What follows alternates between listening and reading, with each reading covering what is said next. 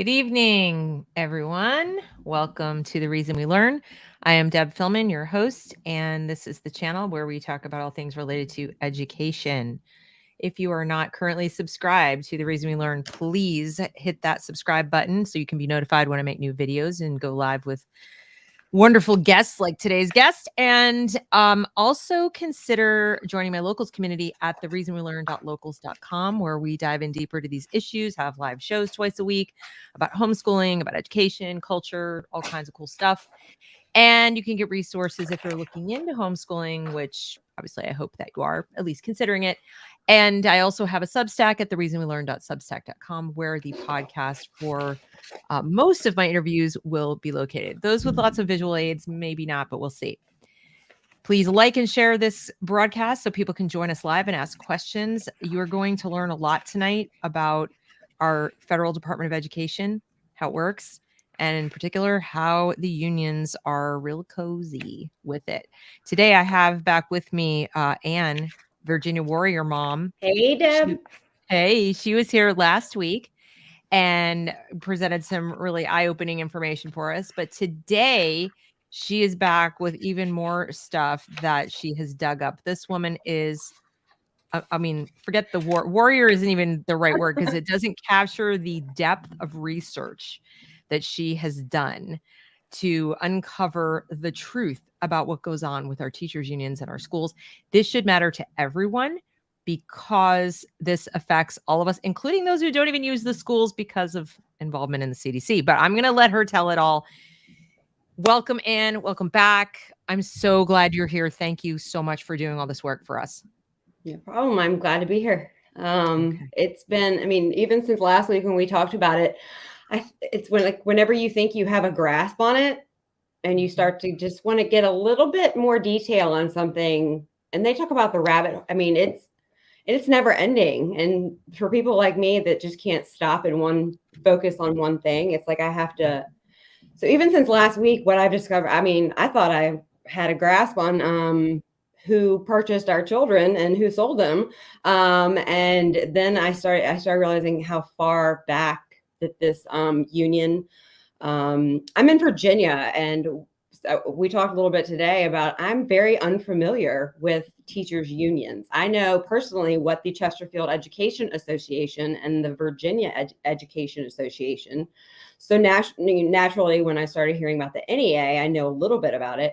But right now, we're going through kind of a crisis where they're all trying to get collective bargaining status. Prince William County, I think, the ones up in Northern Virginia, Charlottesville, which it just money does not mean intelligence. And I know that here, it just doesn't. Like some of the most affluent areas I know in Virginia. It doesn't mean common sense. No, it just doesn't mean, education especially does not mean intelligence. Sure. But right now, like with the Chesterfield Education Association, they've already posted that they're a union.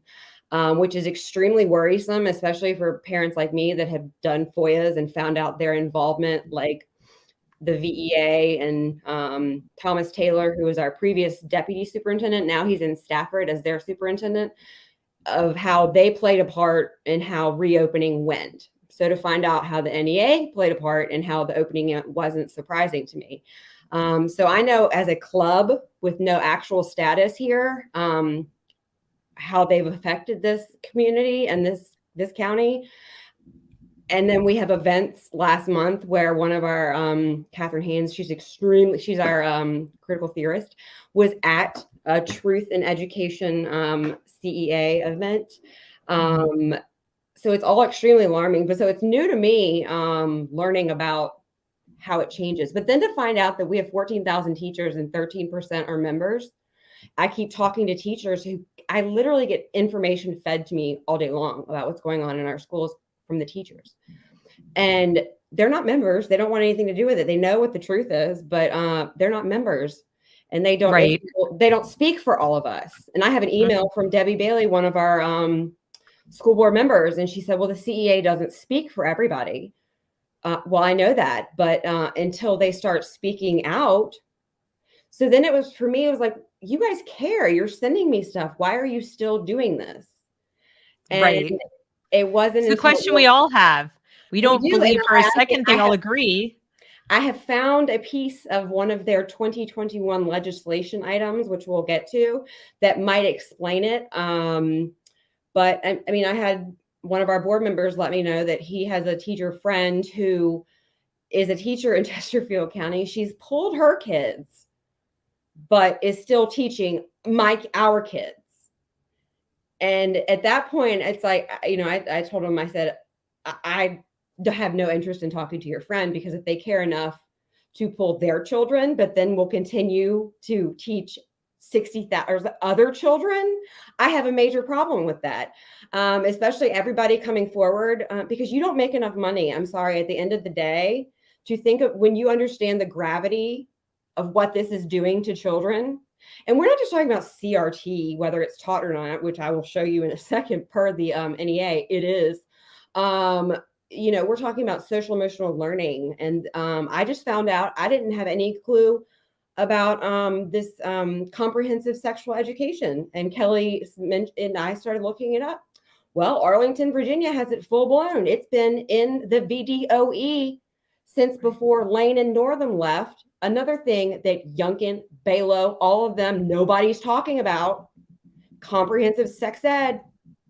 Okay, so that's in Virginia, guys. Wake up. Okay, I'm telling you right now. It's so everywhere. Everyone needs to wake up, right? And so guys, she's going to talk about Virginia, but please hear. Yes, everywhere. I'm talking specifically about Virginia, but what's going on in Virginia is going on everywhere. Like this. Well, you're also talking about the unions. Yes, you're talking about even, and that's the other thing that's interesting is NEA is the biggest. Yep. Okay. AFT is the second biggest. Correct. All the teachers associations in states, and every state has one, whether they have collective bargaining or not, it doesn't matter. They're still a union. Okay. And they still do, you know, they can strike and they do all kinds of things. They just don't necessarily sit at the bargaining table for their salaries and their benefits. And they all want it. There's something called Red for Ed. So the two big unions are trying to push into the states that don't have collective bargaining to get it, because in part because their memberships are going down. Once it became the law, the Supreme Court said you can't mandate that people join your union. Okay. Right. Then many people did it. They don't want to pay dues. Now they don't get the benefits for that. I don't know if they pay something or the states pay a fee sometimes to make up for it. It's a long, complicated thing. But the bottom line is that union involvement is everywhere. We're talking about 6 million plus members of the two biggest unions. Those are actual dues paying members. Now you have the other teachers who are not necessarily members, or they're in like affiliates at the state level. As she said, they don't want to be part of it, et cetera. But for whatever reason are not really fighting back. They're kind of going, here, parents, you do it. But then publicly we're going to go, oh, those pesky parents, you know? And so these two big players, as Anne's going to show us, the reason it's so important, even though she's looking at Virginia, is while looking at Virginia, correct me if I'm wrong, you found national level they're in it together. Yes. Okay. Yes. So I'm going to shut up now, but I just want to make sure like the audience understood is a big picture level. Yes. So everybody knows Weingarten. Everybody knows who she is. In Virginia, especially because she was, you know, the stunt person for McAuliffe, after stating that a white woman stating that the problem in Virginia is that there aren't enough white teachers. There aren't enough white teachers, or there are too many? There's too. I'm sorry. They're not. I was going to say. I heard her say too many. There's too many white teachers. That's the problem. Yes. It's not the quality of teacher, it's the color of the skin. So she was the stump, like right before like November 1st, they McAuliffe brought Weingarten in. Weingarten, you know, CDC, everybody knows who she is. And we'll get a nice video. But I found a video in researching the NEA of her at the 2018 NEA conference, which led me down a rabbit hole of different extent, and finding out that they took a stance together years ago on Common Core. They didn't want to get rid of Common Core. They wanted to get rid of the actual outcomes portion of it. You mean the whole purpose of its existence? Correct.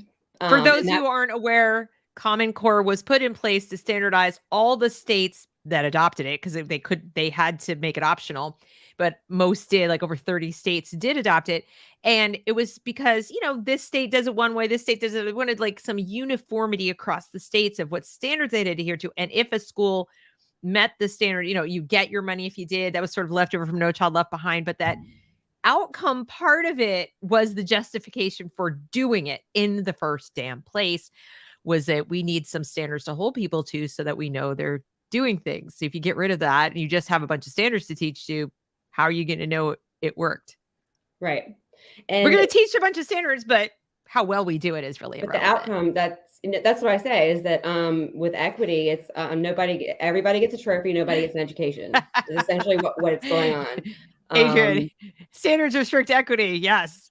So I've been told by Professor Joe Bowler. Teachers coming through saying, hey, this student, and this is here in Chesterfield County, I have this kid and he does not do anything, and I have been told to push him through. That's equity, was what I'm telling people. So because I speak out against equity doesn't make me racist. It makes the fact that these children are not getting educations. You're not equaling a playing field. It's for outcomes. They want it to look like it's working, so they're forcing these kids through. So you kind of like cosmetic diversity makes it look like you actually include people. Right. No, inclusion is exclusion.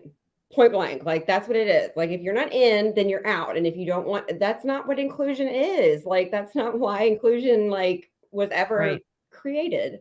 But no, finding out the two of them were in it together. And then I being a research person, I knew I had these FOIAs from 6 months ago that I had found involving Weingarten. I didn't know who Becky Pringle was at the time, but I saved everything. I screenshot and I went back through and found them.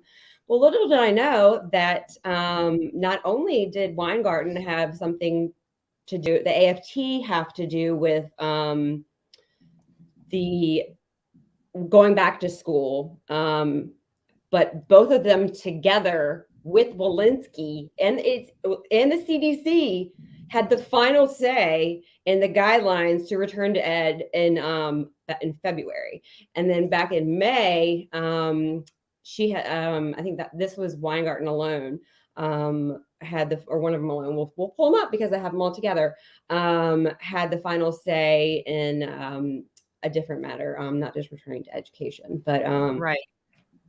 But it's point blank. And then Walensky went on to say that it was zero. There was no politics. There was nothing involved. And after she said that on mainstream national news, there was no collusion. What are you talking about? The union didn't have any say in what our policies were. No, of course not. And most of us were like, we didn't believe it for a second, but we didn't literally have proof for a long time, right? It's another one of those. I have it broken down by time frame. It's literally awesome. It's literally and then it's the whoever had, he's like, all right, we're going live in 15 minutes. Well, don't spoil it. You got to show them. Okay, but all right. So what do we? It's crazy, but I found something that that I'm just going to throw out there. I don't know if you've heard of the let's see. The 1963 current communist goals. Have you heard that? This is from the Naked Communists, and this was put in 1963 into the Florida House of Representatives. And it is, how many is it? 45 communist goals from 1963. Written by whom? And it was... Let's see. It says, Mr. Herlong, Mr. Speaker, Miss Patricia Nordum of DeLand, Florida, is an ardent, articulate opponent of communism, and until recently published the DeLand Courier, which she dedicated to the purpose of alerting the public to the dangers of communism in America. As Mrs. Nordum's request, I include in the record, under unanimous consent, the following current communist goals, which she identifies as an excerpt from The Naked Communist by Cleon Skousen, CleonSkousen. And this was entered into Honorable A.S. Herlong Jr., and it's under Congressional Record Appendix PPA 34 through 35. So this woman came and said, I read a book Is that what it is? She read a book that was written by a But communist. I looked up the Naked Communist, and it's everywhere. I mean, everybody. I mean, this is not just some but this is the woman that wanted it in a record. She And wanted a record, and are there people today who are referencing it or using it or something like that? yes. I mean, I hate Google, and I Googled the Naked Communist, and I couldn't even tell you how many pages of people that have this and are using this as the current communist goals. So just interesting. But are there people in the education sphere who are that I haven't connected, but I'm going to read what the communist goals from 1963 are. Okay, let's hear it. Okay. All right. Let's see. Where do we start? I'm scared. Eliminate all laws governing obscenity by calling them censorship and a violation of free speech and free press.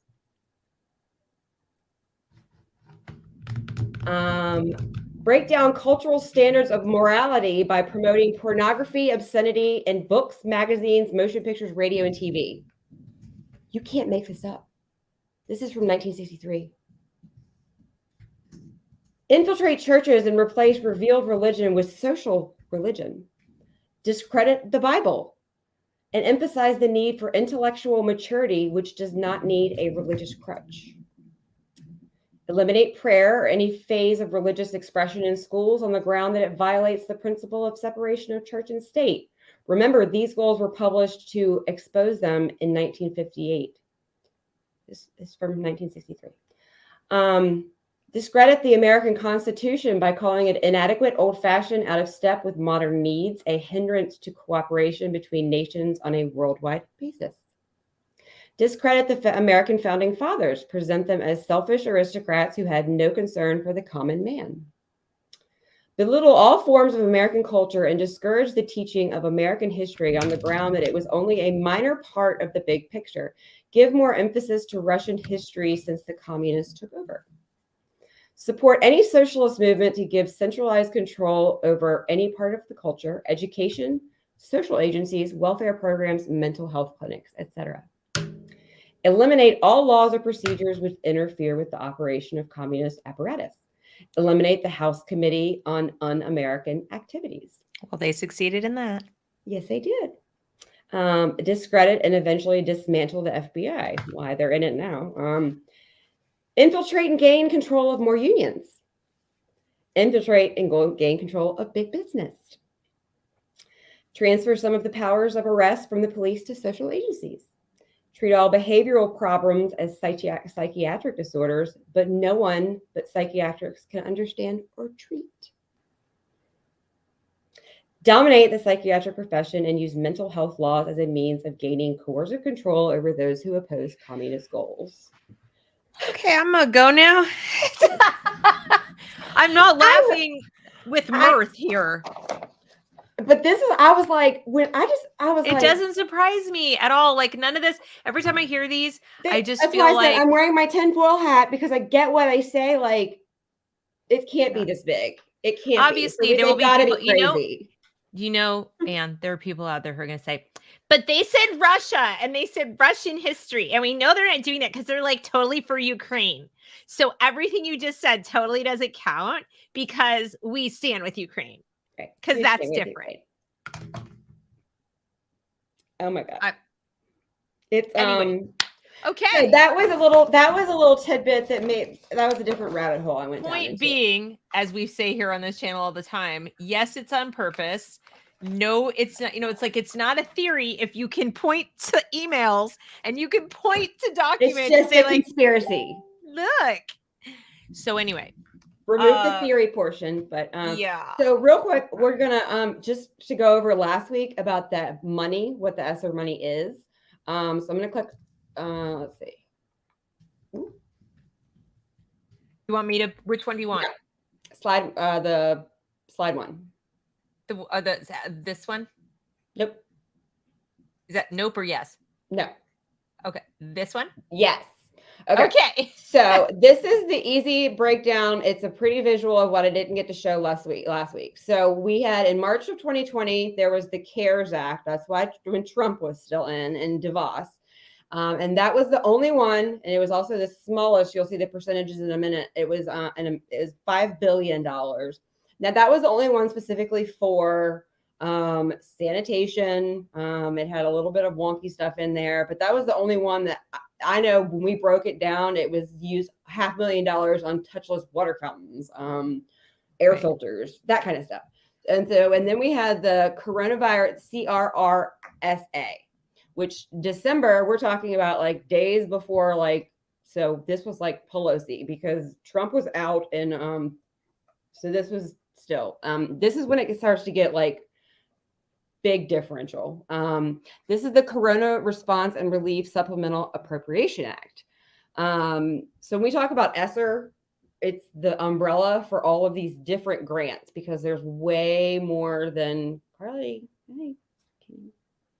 there's way more than just this, because then you'll have other, but ARP is the big one. That's where we jump into a ginormous leap of money. And just keep in mind that this is the K through 12, the education portion, because there is private schools that got money and public and higher education, which is all the purpose of paying off all education.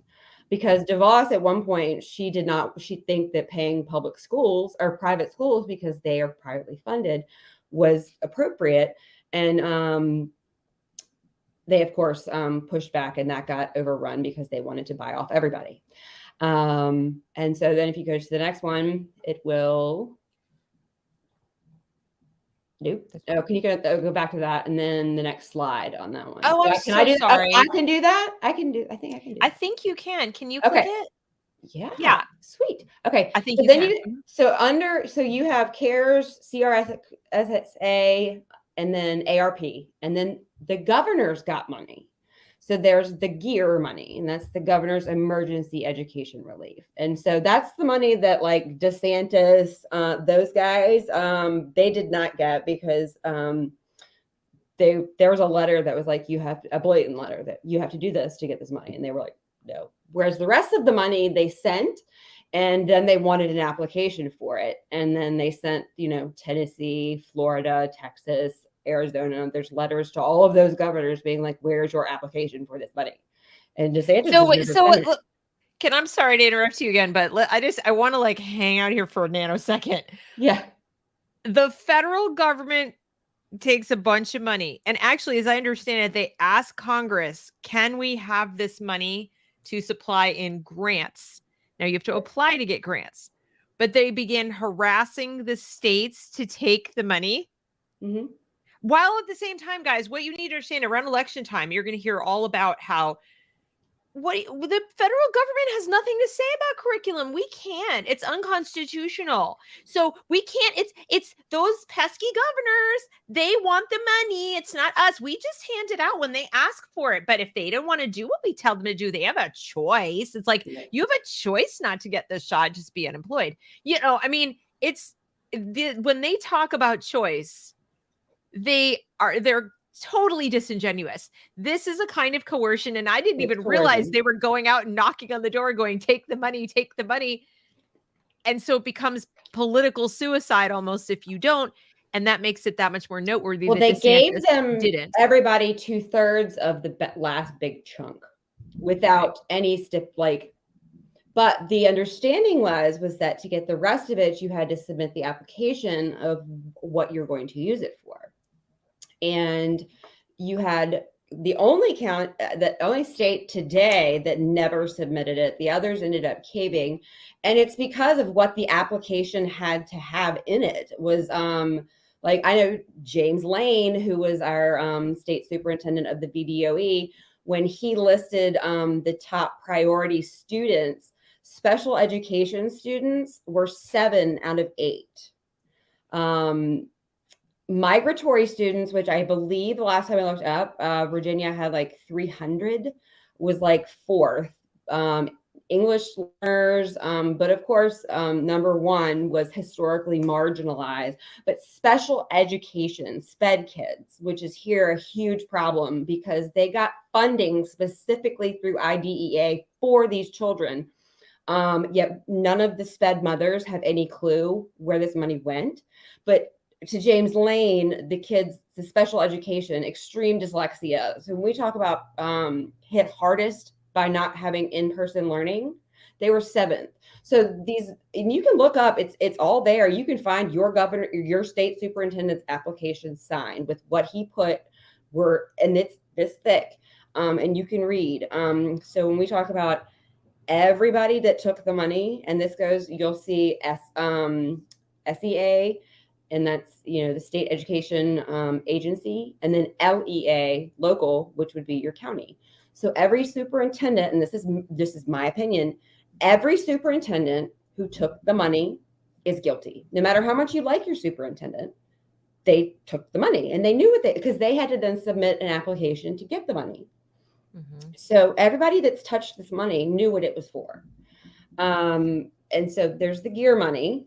And so breakdown is, you can see the big jump. The CARES Act is a total of 13.2. Now that's a total. That's with gear and everything. The actual CARES Act was 5 or something. But anyway, so here CRSSA jumps to 554.3, and then the ARP, which is the one that started coming out with all the madness about social emotional learning, links to the abolitionist network. I mean, just all the madness that they had to sign that they would do this to get the money. And the masking was tied into all this too, is that you had to mask the kids to get the money. And so like DeSantis, who said we're not masking, the counties that did mask, he didn't give the money to. And so guess who stepped in? Papa Joe, and overrode DeSantis and gave those counties money anyway, even though the governor said no. And so then there's a bigger breakdown just to see the ESSER gear, and then here, obedient little servants who have demonstrated their fealty through masking, covering your breathing holes because they couldn't pay their school boards. Well, what did you do last year? Because historically federal money has been like 10%. So, and then they're whining about what are we going to do when the money's gone? That's all I can read now in articles that I read is people freaking out about what they're going to do with the money because they have to. It's all going to be gone by 3 years. Right, and they're ignoring the fact that there was all that CARES Act money. So if they were complaining that like, well, we spent a bunch of money and we had to spend money to make the schools safe, it's like, okay, well then you obviously spent poorly. But then the thing is that you have teachers unions still striking. They don't understand this. They're still striking because they don't have the money, and they're still mad at the wrong people because their union leaders, Becky Pringle, Randy Weingarten, who negotiated this money with Miguel Cardona with the stipulation that current teachers did not get raises from it. It is to recruit new educators who are culturally competent, anti-racist educators, to have culturally competent teachers, and to hire high ranking annual substitutes. Okay, they don't want to benefit. They didn't want. So teachers who are still striking about money, you're mad at the wrong people. You need to look at your union leaders because they're the ones that wrote this with Cardona. I have the video. I'll show you in a second. They're the ones that wrote it that said that you don't get, the current teachers don't get any money. So like Chesterfield County did, that's because Chesterfield County is fully funded from this money for the next 2 years. So the raises teachers got was from the money that was left over but none of this money that was given by the unions with him was intended for any teacher who currently teaches. They want all new teachers. So I can't imagine why. Let me put my thinking cap on and think about why would they want new teachers? Where are you saying you're getting most of this information from right now? Teachers? You say teachers are sending you things because they don't agree with it because they've been there a long time and they don't like it and they okay, continue. I could not find one teacher school in Virginia that specializes in teaching that I mean, VCU is a liberal arts college, but Longwood, all of Bradford, they are all shoving this stuff. Like there's no part of curriculum. You can't become a teacher literally today without becoming a culturally competent anti-racist educator. And so this, again, when it says per student, they don't factor in that all of the Title I. So we have a county here, Petersburg, it has a lot of Title I schools. It got like 40 times more money, just no matter it's this small compared to a county this small that's more affluent in Falls Church. So when they say per student, no, that's not per student. That's just their roundabout. It was done based on poverty, which I'm sorry, but COVID had nothing to do with poverty. Every child was affected. So based on equity, they gave the counties with more poverty more stuff, which would help if it wasn't to shove this curriculum down their throats, and it was actually used to benefit the children in poverty, not to skew and distort their minds and their education. And then here's Virginia. So first round, and then it has the breakdown, the period of funding. So that was gone. That's gone. This they have until, and then this is the one that they are dragging out until 9/30/2024.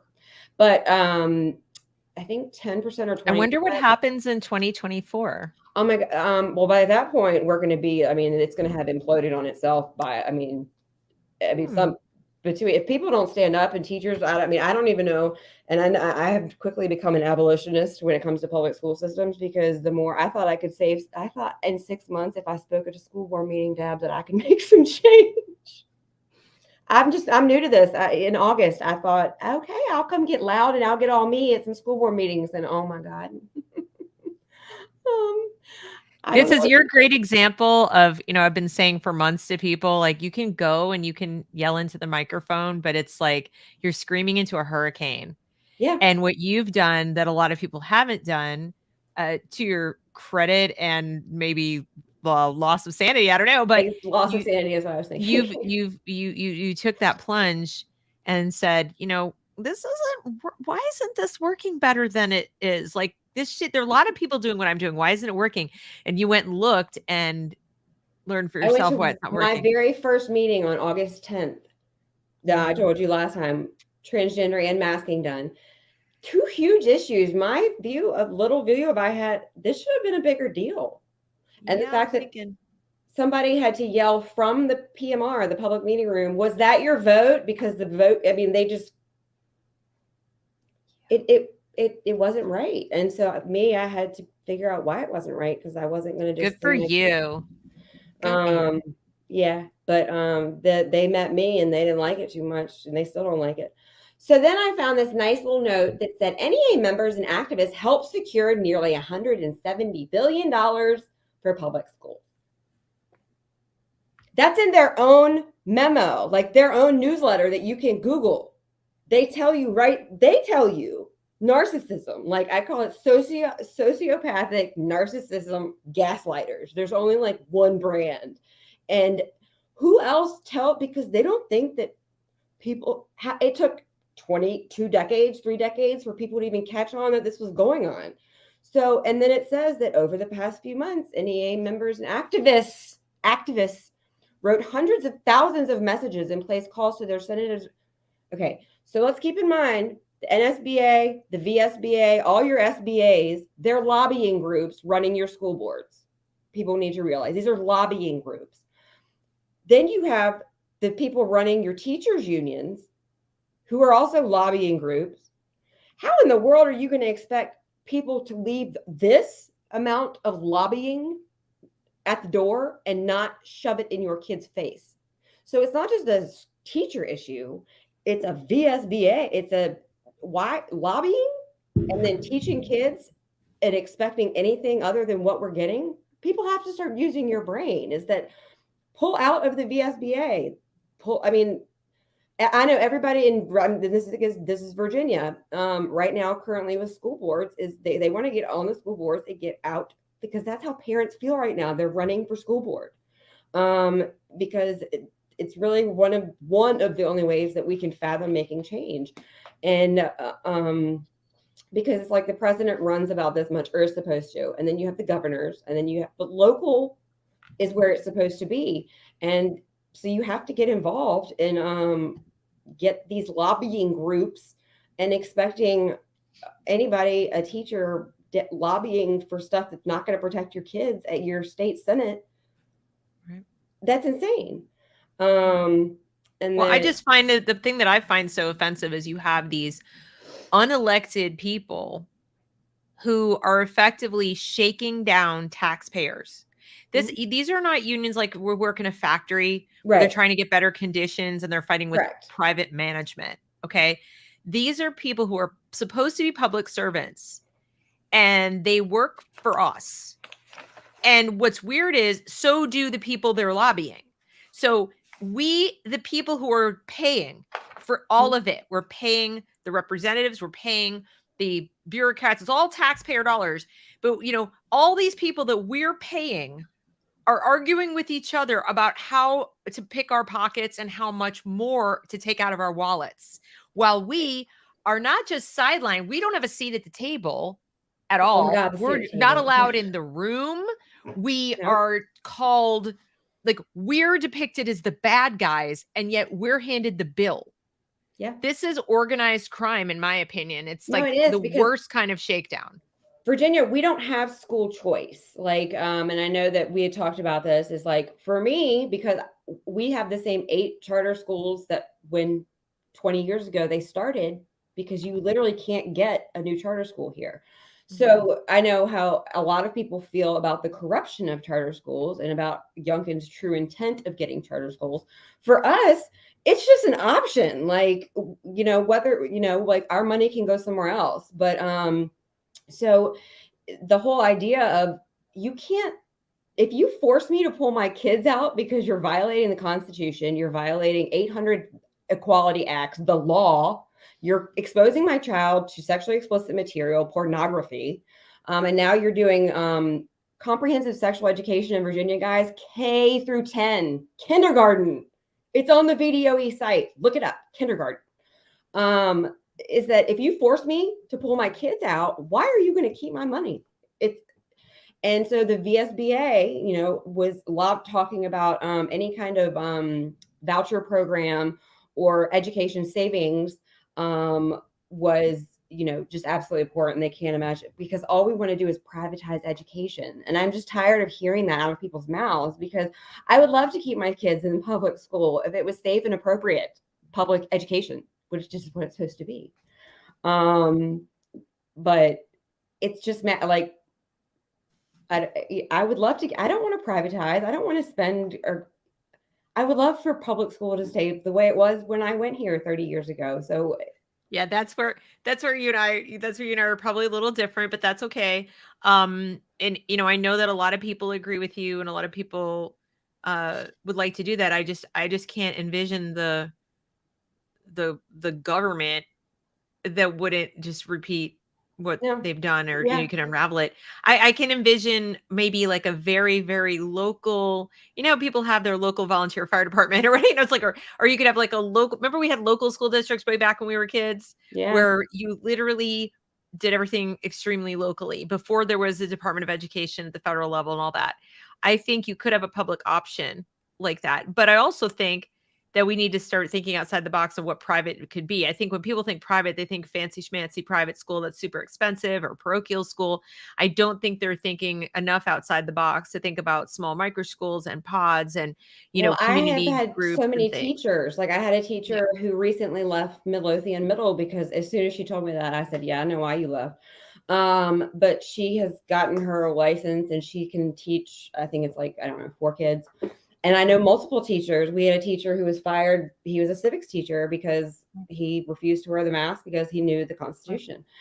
And so he started his own. And I'm like, if y'all would get together, like, you could have a full school like this. The amount of parents that I know that either pulled their kids out in August, or there are all of these, you know, these wonderful groups and if I could have that option, I just know my kids. And they just need constant social. Well, yeah, but let's remember too that we're still thinking in the school paradigm, and I don't want to take us off track here because you have a lot to show us.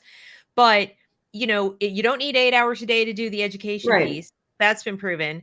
They're getting actually, 13 hours here now of actual academics because it's all emotions and yeah. So basically, if you had like 2 to 3 hours a day of really focused individualized instruction, even if the kid did that basically alone with an instructor or a tutor or whatever, and then the rest of the day was with their social group or the social club or cohort going that on you field organize trips and locally, like you said, field trips, sports, doing stuff, hanging out, whatever. I mean, that's a much healthier childhood than being in a building with hurry up and wait and sit at a desk or sit at a table. having got And clicks they've got a and lot of parents convinced that this like group project, student led, everyone's in a group learning actually works. But I think the data shows it doesn't work. no. Whether you're the kid who's slower to pick things up or you're the kid who's really fast on the uptake, all this group work is not working for you. So if you winnowed it down to just, so you've got a childcare problem, you've got a social club problem, right? I don't want to call it problem, but these are the things you got to do for your kid, for their childhood. And you've got a little academic piece. But guess which is the smallest problem? Your academic one. Because that is what they're not getting anyway.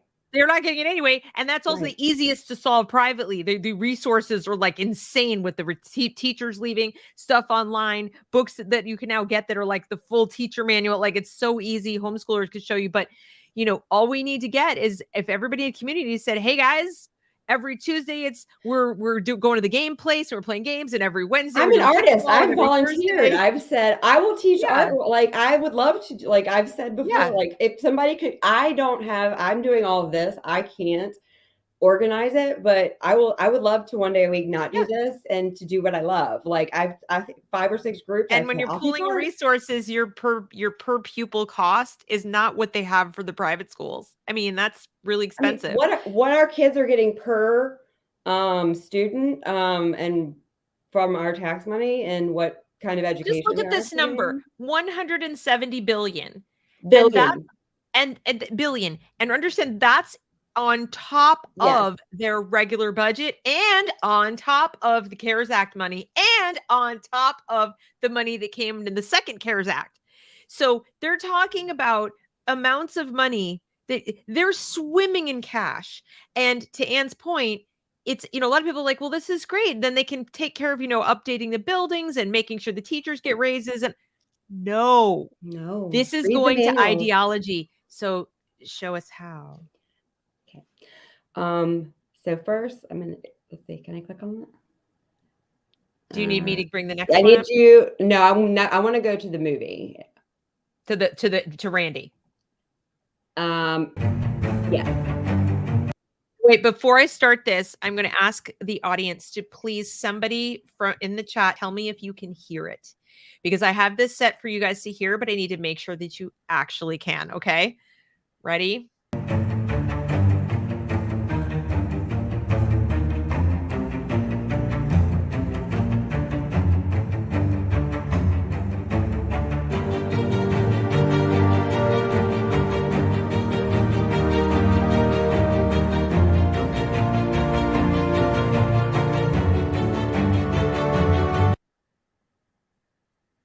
Let's keep on. It's going to go for about 7 minutes. Reality of every American, to such an extent that despite of the abundance of information, no one is able to come to sensible conclusions in the interests of defending themselves, their families, their community, and their country. It's a great brainwashing process which goes very slow, and it's divided in 4 basic stages. The first one being demoralization. It takes from 15 to 20 years to demoralize a nation. Why that many years? Because this is the minimum number of years which requires to educate 1 generation of students in the country of your enemy, exposed to the ideology of the enemy. In other words, Marxism-Leninism ideology is being pumped into the soft heads of at least 3 generations of American students, without being challenged or counterbalanced by the basic values of Americanism, American patriotism. The result you can see. Most of the people who graduated in the 60s, dropouts or half-baked intellectuals, are now occupying the positions of power in the government, civil service, business, mass media, educational system. You are stuck with them. You cannot get rid of them. They are contaminated. They are programmed to think and react to certain stimuli in a certain pattern. You cannot change their mind, even if you expose them to authentic information, even if you prove that white is white and black is black, you still cannot change the basic perception and the logic of behavior. In other words, these people, the process of demoralization is complete and irreversible. Brothers and sisters, we stand between a profiteer and his profits. Yeah! And that means we are soldiers in this war. We will rise, we will stand, and we will fight. We will fight until we win. They cannot make us go away. Oh, no! We will never have their money. All we have, all we ever have had, all we...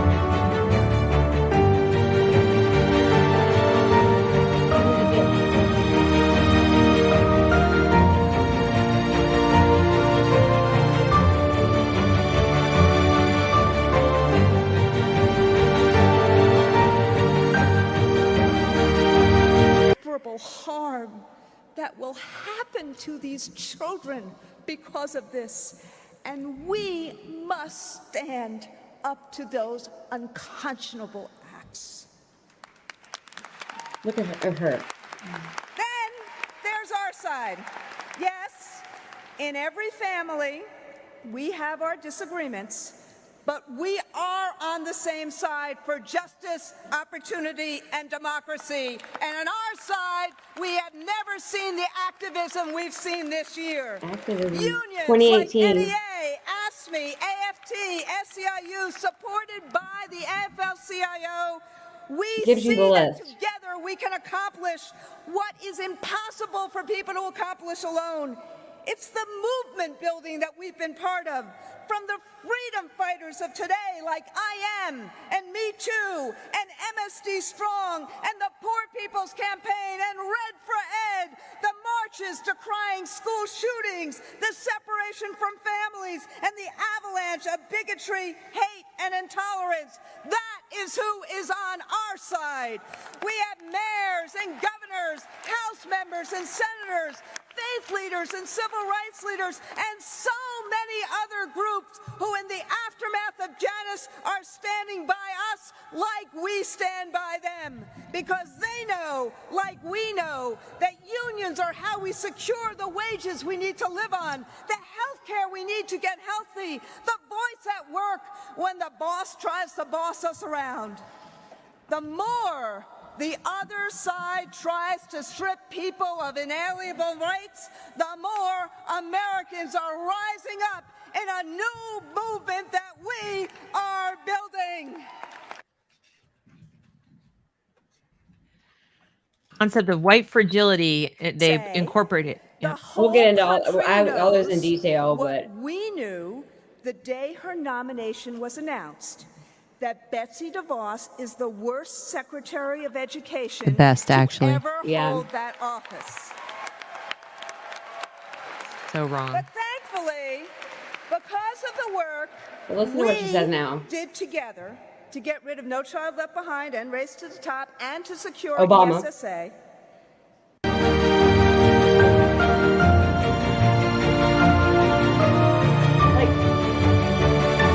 to instilling in them the courage to speak out against injustice and change the world. You all are supporting your students academically and emotionally. You're showing them the steps it takes to create a better future for themselves and their communities. You know, last year I told you if Joe became president, you would have one of your own in the White House. Yeah. And here we are. You helped make this real. So really, thank you, NEA. Thanks for telling us. They did it. You out yourself. That's what I said.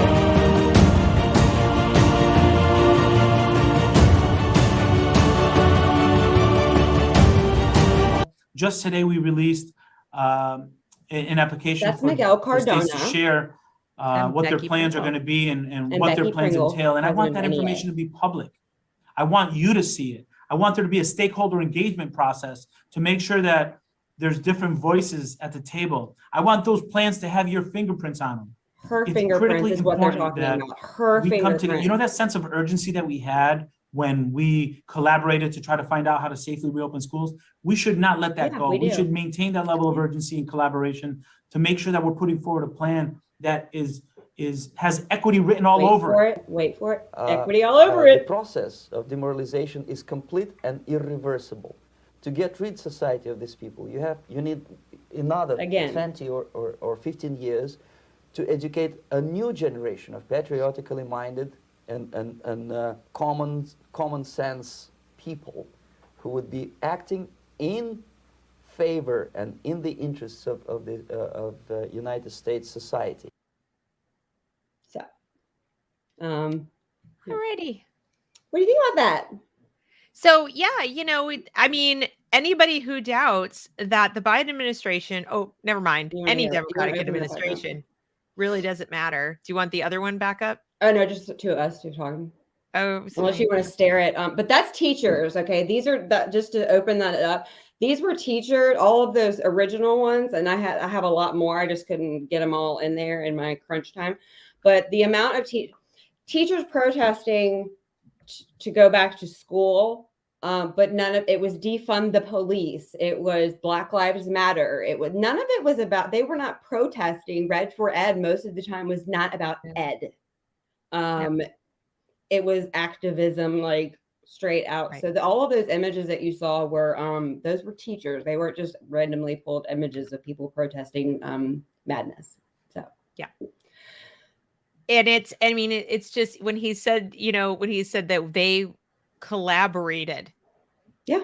What he meant when he said to safely reopen schools, understand something, that the propaganda language they're using to talk about keeping the schools closed is safely reopen. So when you hear safely reopen, we collaborated to safely reopen, that just means we collaborated to keep them closed, because they didn't reopen them until the public was finally like banging the doors down, like open the goddamn schools. So they could have, obviously, as we saw with Florida, South Dakota, Tennessee, Georgia, they could have safely reopened months and months and months before they did. Right. And they didn't, because they were collaborating to do what they defined as safely reopen, which is keep them closed. Correct. So this is because what they were still getting paid while they were cooking up all of this. And all of they rewrote the ARP the 3 times that final huge chunk of money got rewritten. They had to add the maintenance of effort. And then you'll find the maintenance of equity, because they wanted to make sure they sufficiently paid off the private schools and the higher education, so that when they reopened, that all the education systems had been paid off to integrate. So if I was a private school who was paying $10,000 a year and found out that I was already paying out of pocket, and then they gave them more money, and I no longer had, the reason I was sending my kid to this private school in the first place was now completely obliterated. I can't, but the private school parents are even more silent than the public school parents. But private school parents, they're paying taxes too. So the private school parents are over a barrel, because they sign enrollment contracts, and the enrollment contracts contain clauses that say you will not criticize us or do anything, or there's the door, and we're not giving your money back. Oh, and P.S., we're going to expel your kid, which is a little bit traumatic.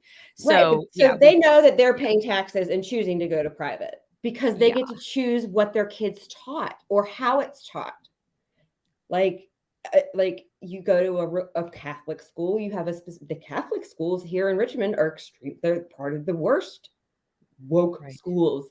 And so then you find out that the reason that you sent your kid to this private school that you now can't get out of, so you're paying taxes and you're paying private school, and now your school that you're having to fork out of pocket is teaching the same stuff that the public school is. Right. So, but that I've stumbled on that ideological subversion. He's a KGB. Oh, and that was from the 80s, as you could tell. Yeah. Yuri Bezmenov. Yeah. Yes. And I was like, wow, like that was one of the first things that like I ran into when in researching like Dewey and collectivism and like all the original like stuff to go with social emotional You can look learning. up Charlotte Isbert too. There's a few other people. So, I mean, once you go down the rabbit hole, Alice, right? Yeah, you find that this has been the ideological plan of these groups. And I will just put a question to the audience. I don't like to impugn a large group of people because there are just too many individuals. In the United States, we have, as I said, just in the unions alone, as dues paying members, over 6 million teachers. Now add in those that are not paying dues, add in all the teachers that, actually care, et cetera. However, thinking about just the 6 million who are paying dues to these two big unions,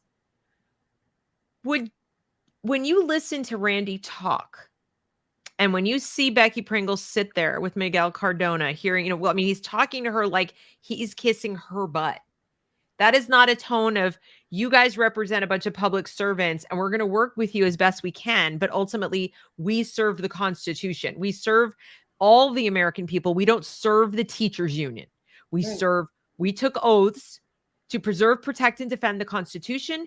And we are here at the pleasure of the president, who was duly elected by the people to preserve, protect, and defend their rights. And so all of them, not just the teachers, not just union members, et cetera. Okay. So when you look at those people and you listen to them speak, or you see their demeanor and their level of, entitlement, like I'm the boss. Okay.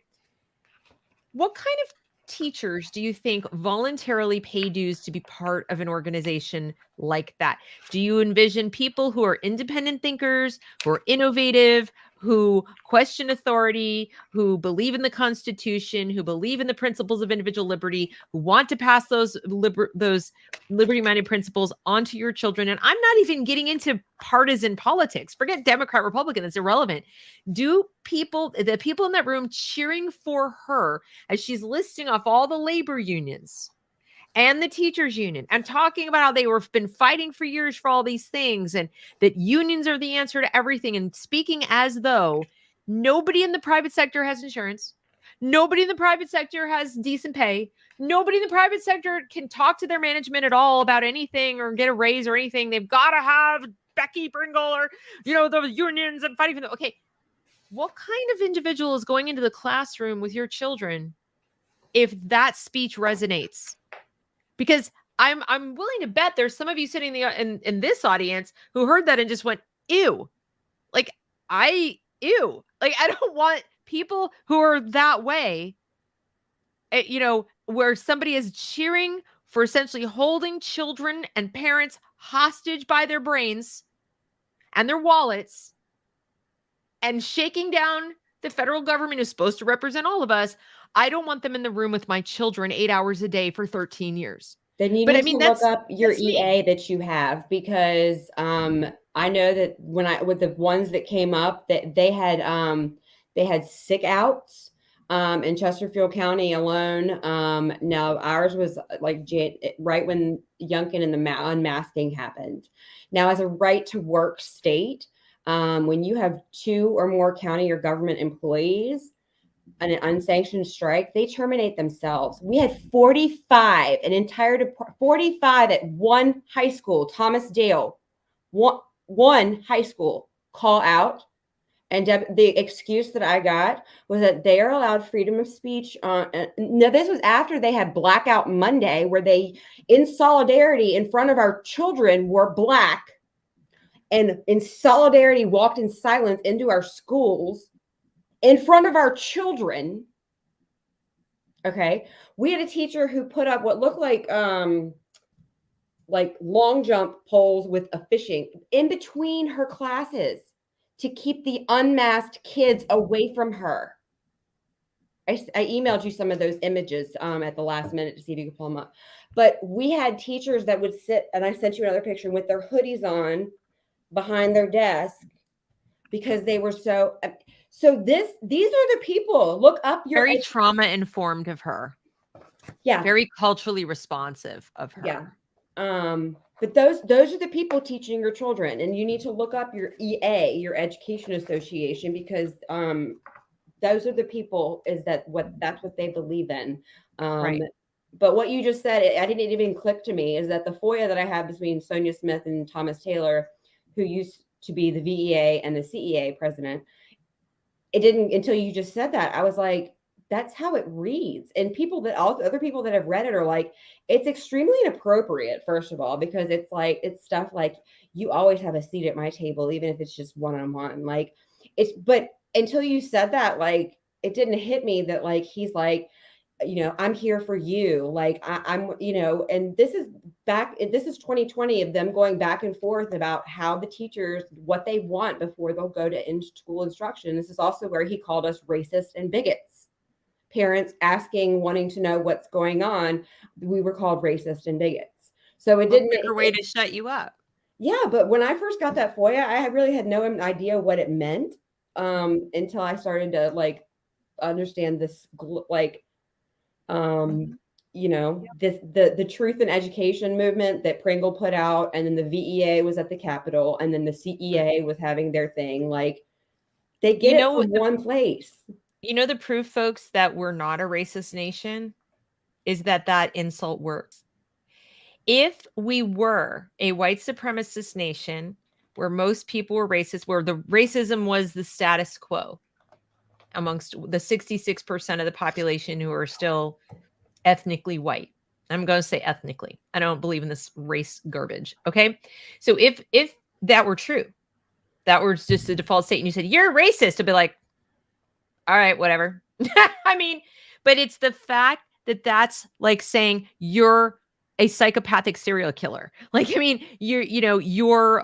pick the worst possible. You're a murderer. You're a child molester, right? Think of the worst thing you could say to somebody. So if that will stifle anybody, if that puts a chill in the room and makes you feel like, oh, I can't open my mouth saying anything, someone will think, then obviously people aren't racist, because those things only work. If you were truly racist, you'd be like finger. Yeah, you'd be like, you figured me out. I mean, whatever. You wouldn't be worried the same way. There's a difference between, oops, they figured me out. That's their kind of racist they are. There's a difference between that. I'm pretending not to be racist, and I don't want you to figure it out, but I'm going to secretly go be racist behind your back. And oh my God, no, they don't like me, and they're going to, oh, I'm not racist. So don't think I'm racist. I'm going to trip over myself now to do whatever you want. And can I shine your shoes? That's a person who isn't, who thinks, who actually agrees with you that is the most horrible thing you could be in polite society. The people that are attacking you publicly, instead of being like polite human beings, the people that are creating pages to make, like, our group, Virginians for Children First, had our local wacko create a fake Facebook page that mimics our developing Facebook page to be a disinformation page on Virginia. And that's not make you guys look bad. Yeah, right. But that's not what the good side does. Like, you have to think logically, is that, like, good people, like, that really believe in what they're doing, like, that's not what sane, healthy people do, is go, and that's not what the good side, who's the people that are not racist because they're anti-race, that's just not common sense. Like, that's just not, you have to think, like, personally attacking people and having the same 10 comebacks, and the last one always being to shut somebody down by calling them racist. Like, I didn't have time to make my shirt tonight that said colorblind, because like, I'm colorblind. I was raised colorblind. I'll die colorblind, because I refuse to. Everybody is now picked apart by what the whole, like, collective. I'm color indifferent.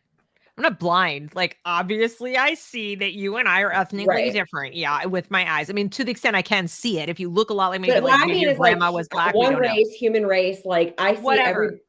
But I couldn't care less. Like, I'm indifferent. I'm truly indifferent. Like, it is not even in the top 10 of things that I think about when I think of people I know, or think of judging somebody. If I want to hang out with somebody or work with somebody, it's just not even relevant. But I did want to ask you, in your video that you made, your video presentation, it went quickly through some slides that had some interesting writing stuff and I was trying to like read some of those. We're going to go. The reason they went quickly is because they're going to be in detail. Okay. We'll go to that one now. I was asking that because there's some really good stuff. Yeah. New business items. And there was one that if you know about, it was from 2021. And it's one that they wanted to scrub. They tried, but you can't get anything off the internet. And it's the one that mentions critical race theory. There's one from years ago that mentioned, I think it was 2019, white fragility. Do you want me to pull this up or something else? So just to show you guys, I mean, I didn't have time to put, this is the beginning of it. But so I gave a blurb of when the unions stopped caring about education, pretty much, and it became about everything other than our children's education. Like in 2009, this was adopted, is that, same-sex marriage, whatever, but this is what the NEA started, this is one of the first ones that I could break. So the NEA is like taking the position that, we are on board with same-sex marriage. Like that's an NEA priority. Yes. Mm-hmm. But even before, this is like before it got. So there's really nothing. And I read an article that said somebody that went to one of these this big convention that they have every year, and they said there was absolutely not one single thing that they had about curriculum, teaching. It was all activism. Last year, they had for an LGBTQ night, and they had drag queens that were pretty much naked and a party, and people had brought their kids. And that's just, and again, that's your life. But if kids are there and it's not about education, none of this. And I got to drop real quick is that teachers complaining about money need to worry why Becky Pringle is getting paid $500,000 a year. These people, the vice president, the executive director, that collectively, like 4 or 5 of them make like $2.5 million a year of your dues. Yep. So if you're complaining about why you're still making $60,000 a year, ask why Becky Pringle is making almost more than $500,000. Do nothing. Yeah. He doesn't do anything. Your dues are paying for her. And so if you're still paying dues and you don't agree with what they're doing, then you're paying for her to, they will always deflect to other people. Yep. And it's never the fault of the union. And that's just how it is. So here, this jumps ahead, but you can find there's, if you looked up NEA new business item, now you're going to see the one that I'm going to get to, the one that they tried to scrub from the internet about 1 billion times, but you'll get to other stuff. Now, the one that lit up today, Twitter like crazy. Thank you, Nicole, for doing that, by the way. I don't know where I got that screenshot, but that was from 2017. That's the one I'm getting ready to get to next. Oh, this is it. Oh, here it is. Okay. So it says that in partnership with the Southern Poverty Law Center, NAACP, ACLU, GLSEN, and Center for Trans Equality Human Rights, and any other legal and human rights group of related concerns, the NEA will track incidents of discrimination, racism, homophobia, transphobia, as well as anti-Semitism, Islamophobia, and all other forms of religious discrimination, except Christians. Okay. I know. I'm shocked I am shocked they included anti-Semitism. I'm shocked they included it. I'll be honest. That they're smart enough to know that Jewish people are white. I mean, for the majority, that when you they actually agree with that, because that's out of favor now. Correct. Because they know that if they were to target, that's why they say, and we had this discussion, is they say that Jews are not white. And so that's when it becomes, which is what Hitler said. And that's when it becomes, white is no longer a skin color. It's about, and that goes to the whole Judeo-Christian value system they want to break down. Because so being white is no longer about ethnicity. It's about, that's where this whole like race culture is like, well, what am I? I'm a quarter Iroquois. I am half German, and then I'm Dutch Jew. So am I oppressed? Am I an oppressor? Like, what part does my German since it equals my Native American and my Jew, I'm half and half. So, but because I appear this way, like, what am I to you? And it's because, you know, they know that if they were to say Jews are white, all whites are bad, which is what all of this is founded on, that they would have defamation league. I mean, who would go after Jews at this point in life? Like, so they have to include them, but then say that they're different because they're not really white, which is what Hitler said. But the fact that they put in there, except Christians. I don't care if you're Christian or not. I don't care what faith you are, but to be of faith of any kind and to have any organization single a single religion out. Imagine we are watching what happened with the Holocaust happen again, because imagine if it said except Jews or except anybody. Would that be acceptable? Right. No, people would be. Can you imagine if Twitter lit up because it said Christians? But can you imagine if it had said anything else? It would have lit up 800 times as more. But because we can't admit that they are trying to erase Christians, like white Christian men, like those are the first teachers that were gone from this county for speaking out. Boom. Like Christian, boom. The CEA, in there, they said in this video that they just had about the truth in education that the Bible was worse than all of the books of pornography that they're showing our children. My comeback was, well, guess what?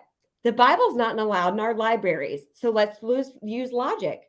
If we can't have the Bible and the Bible's worse than all the books, then all the books have to go if we're going to use your logic. But because what is religion now is what we have to think about. Like, because we're worshiping false God, you know, like it's become a religion. So this one here is one that, and bigotry, and then it goes on to say, and eradicate hate through the development of programs that include, but are not limited to, training on unconscious bias. Now this is 2017. Okay. Yeah. Culturally responsive instruction. So unconscious bias, implicit bias. So this was years ago before any of, I mean, I know that James Lindsay may have known about, but I did not, that's 5 years ago. And so then it goes on. This was another one from, I don't know why this one was gray, but it's another one that said that this says is that the NEA shall, using existing digital media, post a list of known individuals with businesses. So dox businesses who are committed to refusing services to same-sex couples. We can access these individuals and their businesses through this, that, and the other. And that then it goes on to say that they're going to use their social media, their newsletter to blast businesses. Again, education, where, like, no matter what your stance is on this issue, this is what you're going to spend your money from. And then this one's from 2019. This is the one that you said is that, and it's again adopted.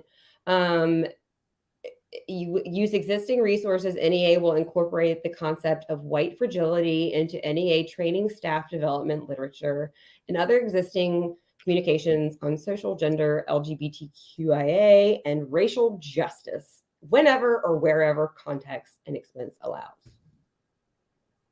So that was 2019, right? Yeah, so it's like, I think a lot of people feel like this white fragility stuff and all this LGBTQI, whatever, that this came up like in the last year because they're just discovering it. No, this is old as the hills. And the other thing is, once again, let me ask, why Randy Weingarten is standing there screaming about benefits and salary and fairness and do you see any of that here? And health, and why are unions to do with incorporating concepts in the classroom? Why are the teachers' unions getting involved in curriculum? One of the things that we've been told. Are you there? I'll be back. I don't know what happened. Okay. Yeah, so, I'm here. Okay. Your device is not connected, it says.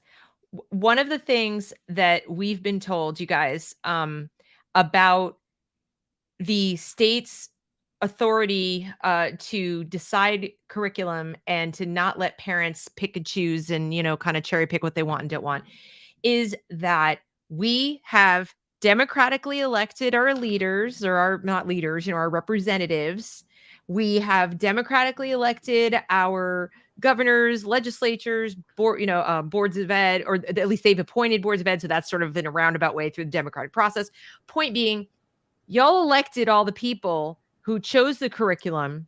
So therefore, it's been democratically decided what the curriculum is. You don't get to come and circumvent the democratic process by yelling at the school board and saying, but I don't like this and I don't like that, because again, democracy, they like to think majority rules and we shouldn't have a say incrementally and so forth and so on. Okay, well, let's stipulate, and that's the Supreme Court has upheld that. The Supreme Court has upheld that the state's authority to determine curriculum, it falls there, that it's presumed to have been democratically decided because you elected all the people involved with choosing it. Did we elect the union members? Did we elect Randy Weingarten? Did we elect Becky Pringle? Did we have anything to do with this? No, we did not. No. So, well, even the Department of Education, though, understand, is at least appointed by elected officials. But these people are not. These people choose each other. Yeah. They may be a public sector union, but they are all privately decided. They privately elect each other within their own discipline and on their own, money collected from each other that does originally come from tax dollars, but money's fungible. We can't decide if your dues came from the taxpayer salary or your savings. We don't freaking know. So these people are acting almost like a government department, unelected bureaucracy that is coming in between us and our elected officials, and they have the gall, the unmitigated gall, to sit there and say, democracy, and we're preserving democracy. It's like, no, honey, not that I'm for democracy. You're literally undermining, subverting the democratic process that is the only justification the state has had legally for telling parents, stay in your lane. We decide, we can't let you come in and yell at us all day long and decide this math book and that, this and that. You elected us. If you don't like us, next election, elect somebody else. Okay. We didn't elect these people. Right. And these people have more say than anybody else. Your legislature, your governor, your everybody, even than the president. These two women were the first guests at the White House. I'm sorry, I get a little worked up, but I get really frustrated that the average parent does not understand that it's not just, oh, you hate unions because no. These people are literally deciding what your children should be taught. And that is a violation of everything. And the fact that we don't have on both major parties, I don't care what party you're in, this is not a partisan issue. If you're going to have the word democracy come out of your mouth ever, and you support these unions. Yep. Or if you're a teacher and you don't stand up against it, I don't understand. It's like I've gone back and forth and I've talked to teachers about it, and I get that you're silenced and that you're afraid. But I was too at one point. But I mean, this is the fate of this is a generation of children. And I don't know. And there's 13% in this county alone. And I know that the reason that the NEA is losing them is because the people are starting to be like there was a group, ex-gays, this is where the whole LGBTQ with kids is, that if they decide to detransition, the ramifications of their future and what it's going to do to their psyche. But there's a group of teachers that are ex-gays, and they were ostracized from these unions, because they no longer were gay. It's insane. Well, we already know the TQ part of LGBTQIA is very homophobic. Mm-hmm. I mean, that's really the accurate term. this is appalling to me. And like I said, I will incorporate the concept into training, staff development, literature, and other existing communications on this. So that basically means, understand something. Your teachers may go to teacher college and they may get their certificate, but a heaping amount of training that they're going to get for the rest of their career is going to come from these people. Yep. Yeah. Because like this is the teachers that have left or are getting ready to leave or who are hanging on by a thread. Once they go, there's no other, like the ones that are in the pot right now cooking to come out are full-fledged. Like there will be, once this round goes, whether they finish out the next 5, 10, I don't know how long they'll hang on at this rate. I mean, Chesterfield County is a short 700 come summer. And trust me, if you come in, they're offering, that's where all this money comes in. If you come in fully a high quality educator, which means culturally competent, they're paying off student debt. Like they'll pay you to go to college for this. VCU is one of the main ones.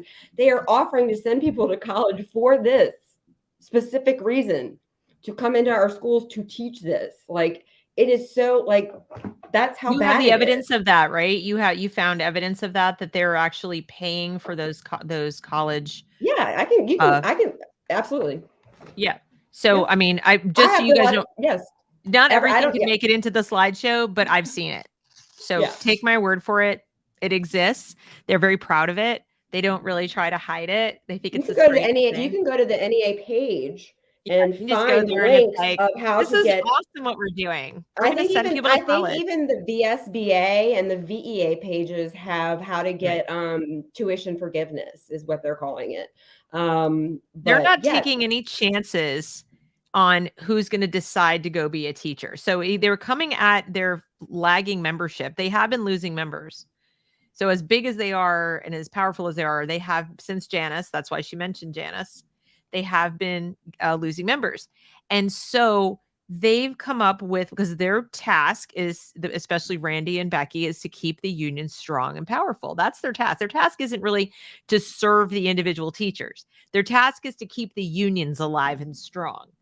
And whatever they have to do that. So in order to, as Anne has pointed out, make sure they increase their membership, they're going to make sure they have a lot of very loyal people. We're just going to pay them to go to, we're going to pay them to go to college. We're going to pay them to study what we want them to study because they'll be even more malleable. Anybody who's going to say, oh, yes, please, I want to go study this garbage in college so I can come and teach it, is probably not somebody you want in the classroom with your kid either, but it probably is somebody who's going to be, feel like they just joined the cult and they can't leave because, they're their family now. And this is how they're going about it. So if you thought that the teaching profession was something, that you'd be like, well, we'll just get better teachers. Okay, well, they're ahead of you.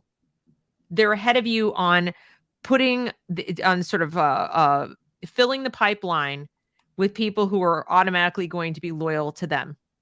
Yeah. Like I said, I cannot find and this is different from the mob how.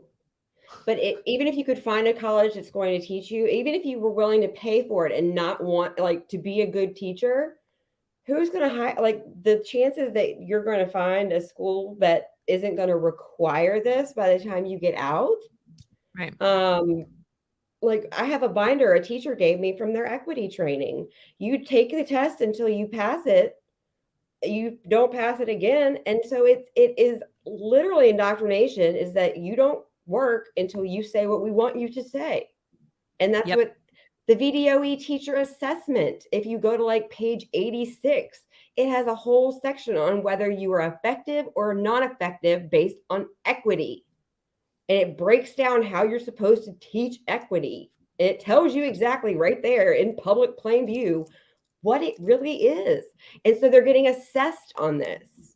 They're taking tests on it. And if you don't answer the way they want you to, and you get below a 3, then you have to take it again until you answer it the way that you want. And if you don't pass the second time, you don't work. No wonder they're leaving. so soon. It's going to be soon because they're not fighting anymore. They're just like, well, I give up. And I can't stand that. And what thinking person who really cares about kids, like that it's for the kids, is going, unless they're a few years from retirement and they don't want to leave their retirement sitting there they've worked for the last 25 or 30 years or whatever, who's going to go in and stay in? And I tell people this all the time, and it's not to like toot my own horn or anything, but I was in a union district in Illinois, and I was only there for a couple of years, and I left because when I would go for interviews, I mean, I was getting all kinds of negative feedback from my principal, even though the parents loved me, kids loved me, everything. But she didn't like my personality, the way I wasn't nurturing enough, all these things. And I would go for different interviews around any place I could get to within an hour of where I lived. And I would tell them, they'd ask me, what's your approach to teaching reading? I was a first and second grade teacher. What's your approach? And I would tell them I preferred phonics. I was very honest about it. I kept looking for a district that would let me do it. And their approach was like, well, no, we don't do that. So unless I taught the way they wanted me to teach, and even if it's a way that I thought was bad, then I wasn't going to get the job. And there might be people out there say, well, that's, why shouldn't they do that? Whatever, because the way they were trying to get me to teach is not evidence-based. And it was based more on their preferred method because it was easier for teachers. They just wanted to do it in a way that all the teachers were doing it the same way. See, and parents are still like, wait, they're not doing Hooked on Phonics? Like, no. Like, that's how literally. And so when we talk about like, the Virginia for Children First, the actual page, Mike K, it's going to have links like of all of this stuff, like so that about transparency and curriculum. And since we're not getting textbooks and papers with grades home anymore, and I can't go, it takes time to go through what your kid's learning in school. It's so important though. But transparency and like, you should not have to FOIA what your kid's learning. No. And that's what we're being told, is that if you want the curriculum, you have to pay, and you'll get a $2,000 bill because they don't want you to get it. Why? Or today, somebody wrote to me and said they finally got a notice from the school district they were FOIAing, and they said, okay, we've got what you asked for. It's going to be $100, and you have to come down to the school and pick up a flash drive. Not documents. They just email it to you. And well, they do these things. $83 an hour. Okay. Like we've gotten bills for, so when Loudoun County came out and they were so outraged about their 36,000. Now, if you search for Freedom of Information Act, and you say, I want everything on this one subject for 6 months from 50 people, you're going to get a $50,000 bill because, you have to be smart about adding words together and how you want, what information you want. But yeah, I mean, something basic we got, I mean, I said $3,000. I said 83. That's 48 hours of work that somebody for that. Like, yeah. And there's no accountability. Like, and we have our school board attorney doing the FOIAs on our school board that he represents. And so when he violated Protection of People Rights Amendment on my daughter, he told me to FOIA it through him, the same man who wouldn't give me what the Constitution says you have to give me. Like, well, and then here's the thing. My question for people even doing the FOIAs is, okay, so you FOIA and you get your information and it's damning. You're lucky you get it. And it's like, whoa, right? Now what? Yeah, nothing. Because I have that FOIA. What are you going to do? I have a folder right now in my possession of defamatory evidence of defamation. It's like this thick. I mean, it's like a practice, solid case. Who has the money to sue? I mean, for you aside from the economy being crap, we have a legal fund, and I'm like, now I want to sue everybody. Parents of Virginia, help me. We have a legal fund. Help me. I have the evidence to do it, and they're so expensive. Like, you have to get first you got to find the lawyer who'll do it. So first you got to find the legal representation that will take it on and understand something that the government, the school district has deeper pockets. They have lawyers on retainer, and their entire purpose for existing is to prevent you from succeeding in your lawsuit. is to come up with all kinds of ways to drag it out. Even if you have a rock solid case, if it's called attrition, they will drag it out. They'll delay, they will motion, they'll do things, because here's what that does. It drives up the cost. It doesn't just delay it. Meanwhile, your kid's still in school. Your kid's aging out of whatever the problem is that you had. These parents here have been. Sands Anderson is the law firm here in that Chesterfield County uses. Last month alone, $250,000 fighting SPED parents who just want their kids to take a school. 200. And now I sat in that hearing, and hearing those attorneys talk. These are kids with, extreme that. This county has never, and instead of just taking care of the kids, they are going after parents. One mom I know got found guilty of truancy because the county wants to force her kid into he can read at a 3rd grade level, and because she will not send him back into the school into 7th grade. They found her guilty. The school board attorney filed truancy against her when they have never properly educated her child. And it's like I said, you're talking. I get the emotional drive to punish them, to out them, to be like, well, we have to sue. But if the thought is in your mind, I will sue them and they'll have to stop. No, these parents particularly, they've pulled their child and they're paying for a separate. And but so my they point feel is, the county should. FOIA is a thing you can do. Yes. But what do you do with it? It's a thing you can do that has to be followed up by. Don't even bother doing it until you are committed that whatever I find, if it tells me what I think I'm going to find, otherwise, why am I looking for it? It's kind of like if you suspected your spouse was cheating. Yeah. And you hired a private eye to follow them, or you really were so suspicious that you thought, I better pay somebody to go look and see if they're cheating on me. If you are not committed to divorcing that person, leaving that person, or confronting that person when you find the answer, if that's not going to lead to a specific action that you're willing and able to take, because that's also an expense. Yeah. Okay. Then why are you, first of all, spending the money to go do it? Second of all, if you have such great suspicions that you're going to go through this trouble, like maybe you should find another school.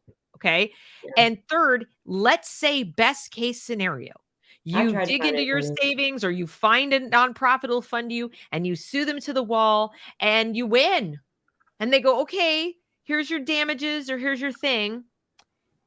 Like I said, your kid's now 2 years older, because these things don't happen overnight. So your kid's like 2 to 3 years older. They've still been in the school. Nothing has changed while this is going on, except the school knew that the school and all the kids in the school and all the other parents in the school knew that their parents were suing the school. That's fun. And then the school board too, that makes it fun too.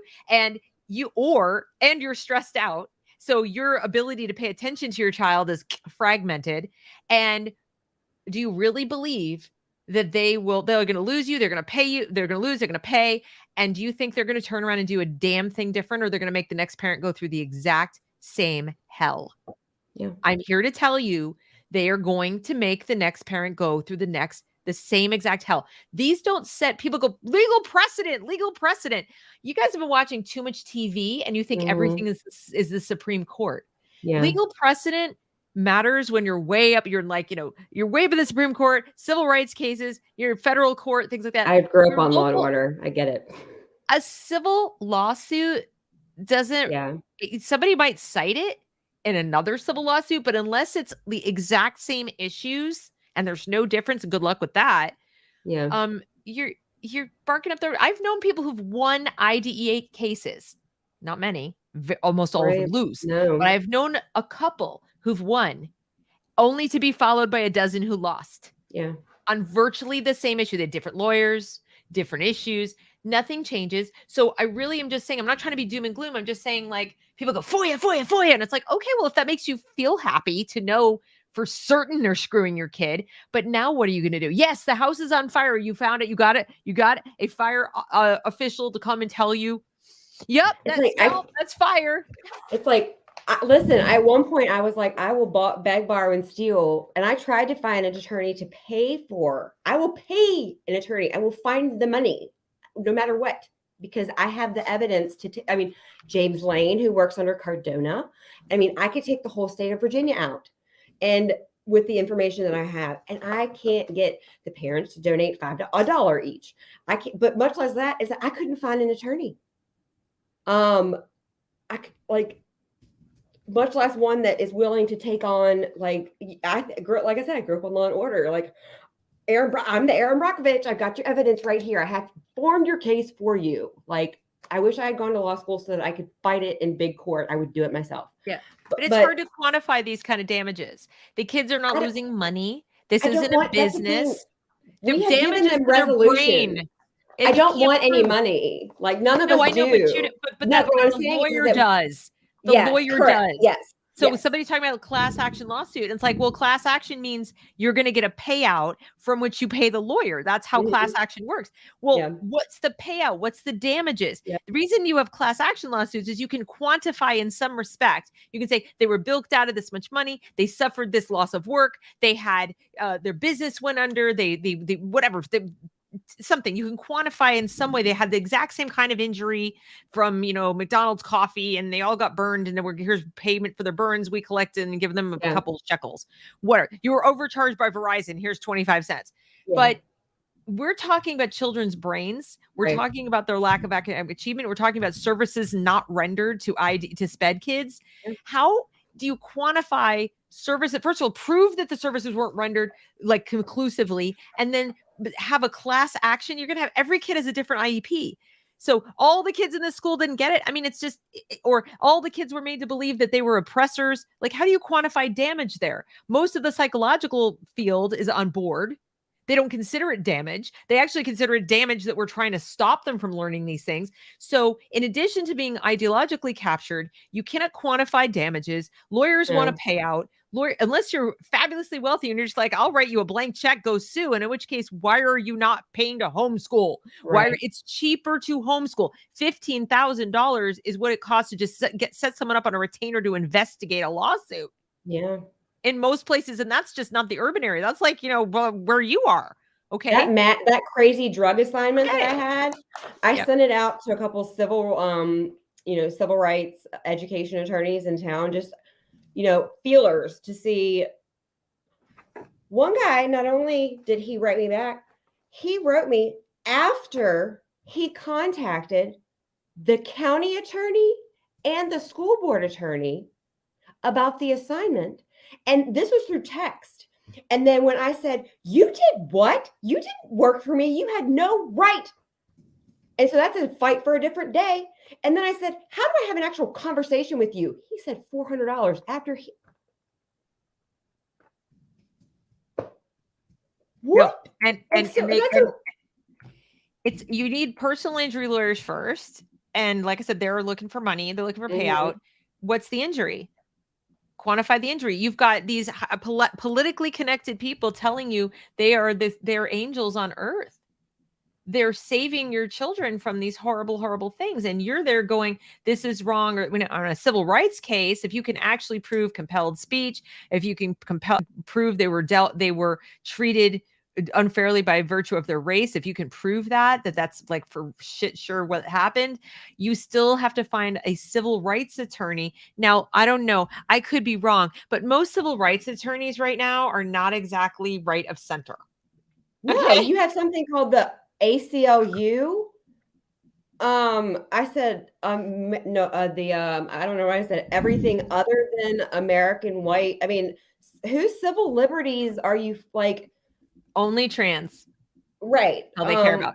So you can't, civil rights cases, it's just, and I really hate saying this because ordinarily I'd be the person saying sue. Ordinarily, I'd be like, this is the only way you're going to do anything. But we are talking about kids who have to go into a building every single day. They need to be taught today. They can't wait for 2 years or 3 years. Right. They can't do that. So unless you've got a big pile of money to pay a lawyer to make it go very fast, and nothing in the government moves fast, and their incentive is to drag it out until it's moot. Your kid graduates, you pull them out of school and they go, there's no damage anymore. The kid's out of school. How do we quantify the damage? The kid's not even here anymore. You already left. I mean, and then you feel like you have to leave your child there because otherwise maybe your issue is moot. I mean, I'm not a lawyer, but that's I'm just telling you, is that it's become, and then they say there's a statute of limitations. So like with this recent case is that by the time the school identified her as severely dyslexic, she was in 3rd grade. And now they've pulled her out, and all they want to do, the county, they took out a second mortgage to pay for the attorney. And now they want to do is, because they didn't recognize it till so late, and then they kept pushing her through. And so now she's still reading at a 3rd grade level in 7th grade, and she's at a different school they're paying for, that the county sends kids to, that they lie. She has pictures of the bus pulling up in front of the school that they say they don't send kids to with tax dollars. And they lied.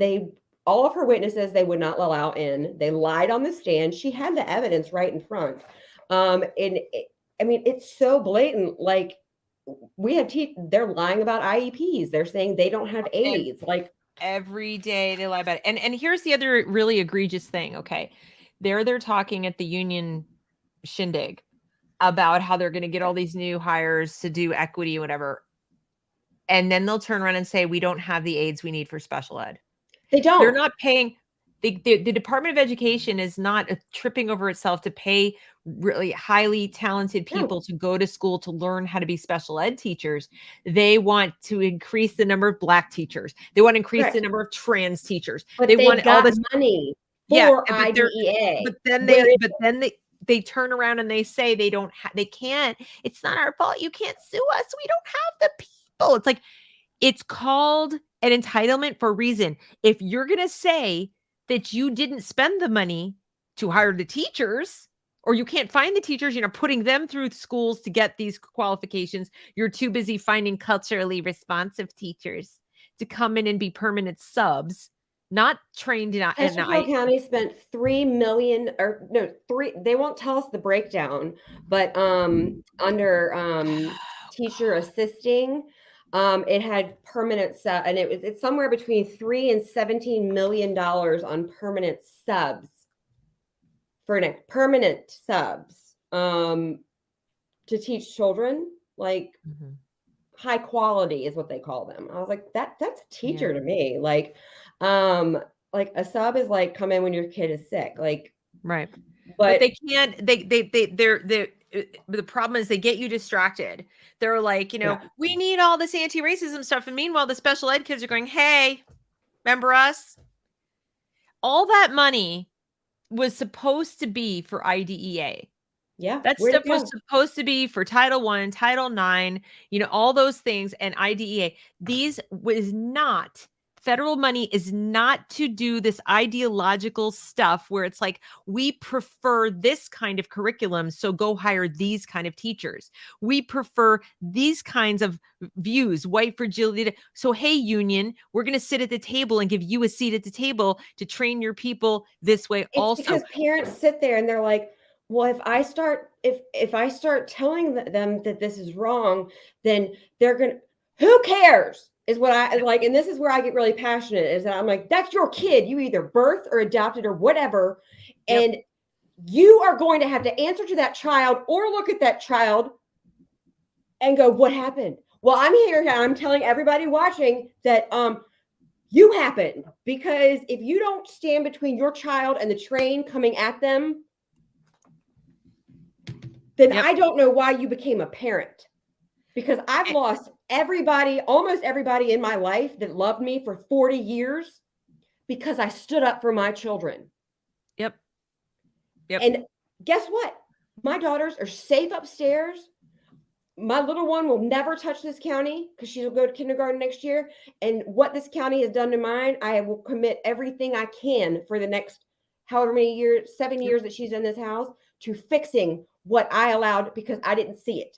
So the ones that I'm telling it's happening, who are still, that have a first grader and they're understanding that they're teaching comprehensive sexual education to your first grader, and that they're empathizing, and that by the time they get, and you know this, you're a step behind where I was. I wish I'd known what I'm telling you right now. I would have yanked my kids out so fast, no matter what the cost is because these communist goals, what that KGB, what he said to you, this has been coming. If you think you can stick your head in the sand and go la la la la la la la la because it's too hard to process, grow up. Because guess what? Your kid probably has more emotional capability or understanding about being an adult than you do. My daughter last night was talking about she has anxiety. I said, you have 11-year-old problems. The school has taught you that you have anxiety. So now all day in your head, all my 11-year-old thinks about is anxiety, anxiety, anxiety. Yeah, I had anxiety about being a sixth grade middle school girl. I freaked out about whether people liked me, but I didn't label it or focus. I mean, it sucked. It was part of being an 11-year-old girl, much less having to wear a mask for 2 years. But that people don't understand. And I'm telling every single day what this is doing. And we still go to school board meetings. Do I still go? Yep. I'll go every day as long as my tax dollars pay for this until it's I'll go to every BDOE meeting and look Jillian Balo in the face because she can do something about it. So can Youngkin. It's called legislation passed at the VDOE for a model policy. They can change it, period. I've said it before and I'll say it again, and they're not. But 5 parents show up, the same 5 board members that I have. After we have parents, I can't believe this is going on. I know who's doing this. What? Do you have somebody on there? Your person? So no, it's a spam bot. What's wrong? No, I just have a feeling I know who's doing it. Oh. Anyway, if I don't know, I mean, yeah. Anyhow, so what did we okay, so go back on track. So I found this one. Now, this one in particular, now this is the California Teacher Association. Now they proposed, they make up like 13% of the teachers in California. Anyway, they're a small portion again. But this was one that in 2019 support organizing a demonstration at the, now this was like 2 hours ago. Remember Benghazi? Okay, so they did this after Benghazi. Support organizing a demonstration at the Iraq embassy and help fund buses to that demonstration to demand that Iraq cease issuing 24-hour travel documents to make the deportation of Iraqi refugees by the Trump administration possible. And what does this have to do with teaching or education? Exactly. But do you know where my husband was in 2019? Ambassador Protection Detail at the Iraqi embassy. Protecting and serving. And this, so yeah, after Benghazi, okay, so you want to talk about how much these associations care about anything American? They were doing, so this is, I took this when I found this out like 3 hours ago. I was like, my husband was there in 2019 serving his country. And this is what they were doing. Yeah, so this is, they don't have, so this is the one they tried to erase from existence. And it's item 39. You can find it all over the place. Now, I will be glad to share the whole list with you of all of them. But this is the one where they say, so the NEA will, with guidance and implementation from the NEA president, Becky Pringle, and chairs of the Ethnic Minority Affairs Caucus, share and publicize, blah, blah, blah, critical race theory. What it is not, have a team of staffers for members. This is adopted as modified, and there's more. Let's see how many times they mention it. And then provide an already created in-depth study that critiques empire, white supremacy, anti-blackness, I don't know what it is. I know what indigenous is. But indigeneity. Okay, that racism, patriarchy. That's I know that has to do with transgender, but it's one of those words that I don't get. What is that? Cis hetero patriarchy. I can guess what that is, right? Yeah. Cis, bad. Straight, bad. Yep. Straight, bad. Straight, hetero, white, bad. Yeah. Patriarchy, bad. Patriarchy, white. Capitalism, ableism. Anthropology, is that what anthropocentrism? That basically means you think human beings should come first before the animal kingdom. That's bad, apparently. Door. No. Okay. No. And other forms of power and oppression at the intersections of our society, and that we oppose attempts to ban critical race theory and or the 1619 Project. 1619 Project, if you don't know, is that America was not formed in 1776. It was formed when the first slaves hit America, and that was the whole reason America was formed, period. Like, that's the 1619 Project, essentially. Yeah. We did not come over from England for freedom. We came here to bring slaves and to oppress Black people. Was the whole purpose. My relatives didn't flee the potato famine and the czar. Mm-hmm. No, they didn't flee the pogroms. Right. They didn't flee starvation. No, they came here to not own slaves in the North in the 1880s, but it's fine. But this here is that you have to understand what you're fighting, is what I tell people. And this is what I do, is I try to educate, is that until you understand what you're fighting, yes, being called a racist or being told that CRT isn't taught in a class, you'll cave until you understand the foundation of, if you have oppressor oppressed, which is equity, like born deprived, born privileged, you have critical race theory. Like, it's just not called that, because that's why they can say it's not taught, because you can't search everything.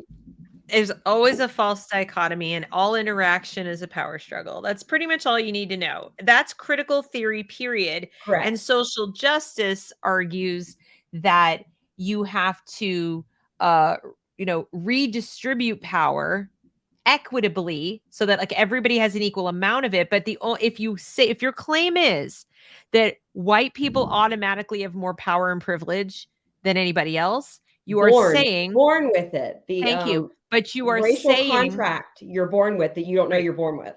But they work with a fixed pie mindset, right? False dichotomy. You have it. That's why I don't have it.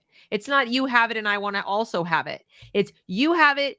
And because you have it, I don't have it. What they're saying is, and we need to take it away from you and redistribute it to other people. So how that manifests in a school is you will get less money, less attention, fewer teachers. If you're, doing really well academically, but you're not in a marginalized group, go sit in the corner and suck your thumb for all we care. We would be actually happy if you fell behind, because you shouldn't have this much academic achievement to start with.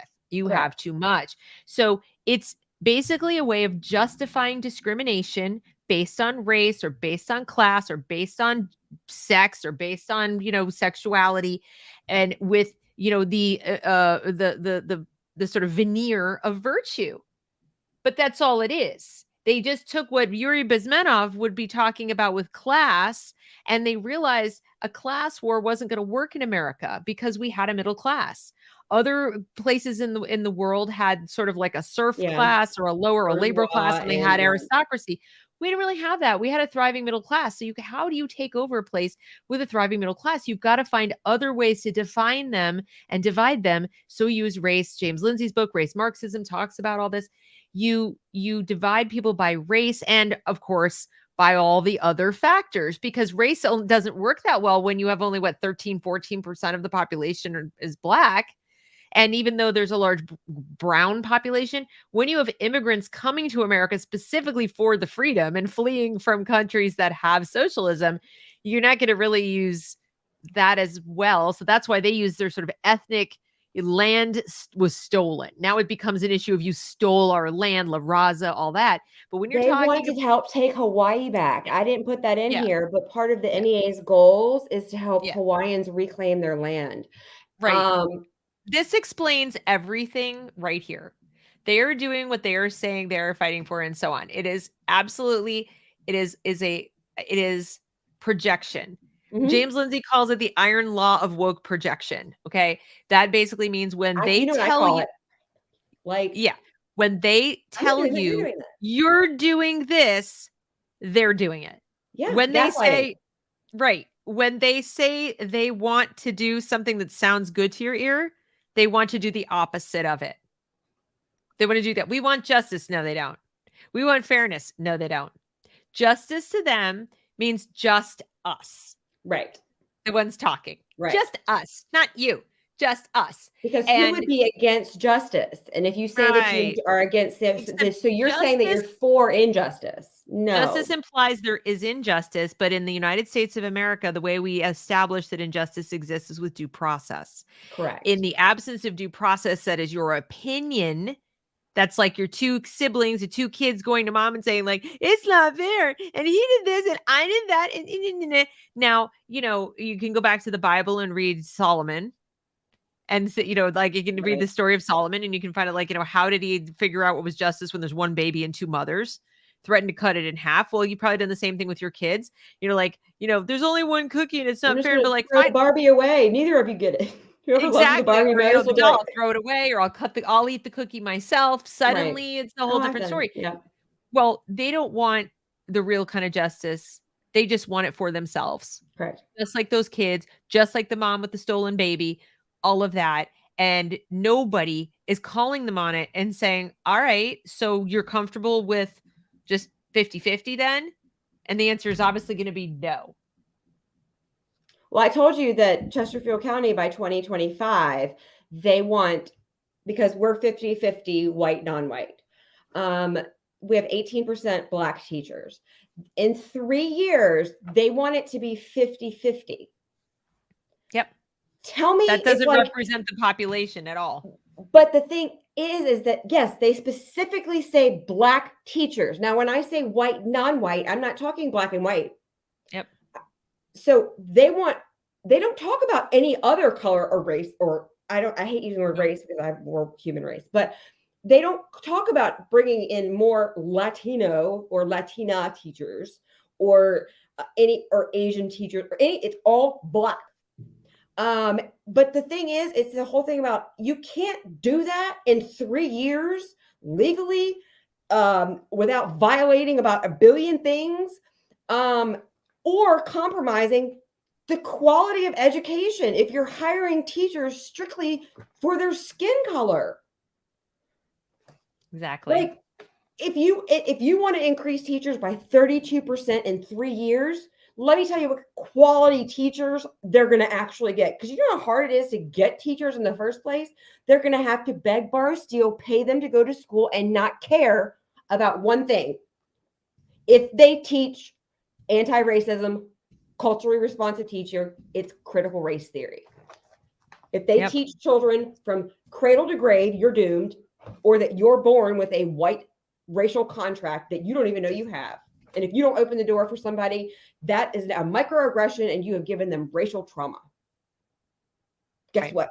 These are words that our 6th and 7th graders know because I've pulled up Robia's middle school curriculum. Like, you don't know what white privilege is? Well, your kid does, I bet. Because they've been told, if you don't know what white privilege is, you have it. That was the definition that they gave the kids at a Isn't that a convenient Kafka trap? Not only if you deny that you have it, but if you don't know what it is, then you have it. Yeah. Isn't that convenient? Mm-hmm. That's very convenient. You have, gobbledygook disease. What the heck is that? Oh, see, you obviously have it. You have it. You have it. If you did, implicit bias. Well, I'm not, but I know that I'm not. Well, then you really are. See, that's the proof that you are. That's a Kafka trap. I don't microaggression anybody. Yes, you do. You must do it a whole lot. And then people because you deny it. Because listen, I walked up to my school board and I said, because you're all white, you need to step down. If you're going to force equity on our children every single day, then because you're all white, by the next school board meeting, you need to make room. If you're going to really believe in this and force it into, it's our mission and our vision of this county. If you're going to do this, no, their white asses are still sitting on the school board and they sit there and they look at me like, every time I go up and speak, I can see them like, well, man, here she comes again. But if you really believed in it, then you would have stepped your ass off the school board. Yep. Because they're all just, I said, resign. Like, be halfway decent human being, because then none of them want to be there. They're like, TikTok, TikTok. When is my time up? One of them's running for delegate. Hell no. If I'll run against him. But is there more? Is there more? Oh yeah, sorry. No, that's okay. I was just like, join. They're telling us, National Days of Action. Join with Black Lives Matter for George. This is adopted. Okay. For a rally, George Floyd's birthday. Breonna Taylor, Days of Action. CRT again. The rationale. The economy. And what are these from? Remind people what these are from. These are from the July 2021. They call it the RA, NEA-RA. They're elected officials. They have a big convention every year. It's coming up again. But this was one that they've scrubbed it. Like when you pull it up, 39. It's new business item 39. Like they've essentially tried to scrub it. Yes, I do have all of them, and I have this in written form. I think I might have put it on here. Oh, yeah, there it is. So this was I found it and I had to find it in the Wayback Machine, but Web Archive. Everything is archived, so you can't scrub anything. That's where I found all of these things. I actually don't know. That Christian one evidently was one that nobody had ever seen, and sometimes that happens. But you would like to think if anyone had seen that, they would have reported it. Yeah, but evidently, I mean, to find stuff that to post stuff and then see that nobody's ever seen this, and then also adopted. The committee will make recommendations to the labor movement on what role we should play in putting an end to police unions' ability to protect violent cops. So defund the police. Pretty much harmful policing practices and racist policies that too often lead the terrorizing and deaths of our students and family members. You have to understand that they believe that there is a school to prison pipeline. Right. It's called Kids Can't Read. If there is, kids can't read, it's called restorative justice. Yeah. It's called PBIS because our pilot school here, Meadowbrook High School, has had it for 13 years. And it's still the most underperforming, and they have their behavior is actually worse. They're the school that assaulted a resource officer. They've had 70 kid fights. So if they want to talk about the prison to pipeline, the pipeline to prison, it's them that have done it with their BS. Nobody's accountable. It's nobody's fault. It's society's fault. Right. Isn't that convenient? This is the one I found that I was like, oh my God, maybe this is why teachers. So this is again from new business item 2 from the 2021.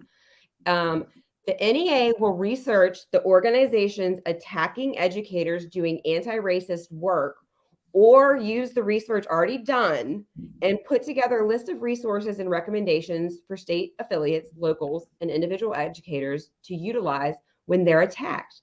The research on the teachers. Okay, now this is what this says is the educators who don't co-sign what we say. We're going to compile a list or already done.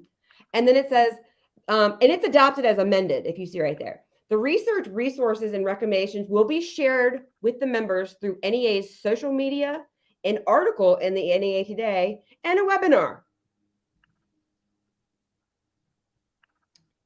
So if you have an EA, a CEA, a VEA, they know this now. So the question of why aren't teachers coming out, it's not just a matter of being ousted.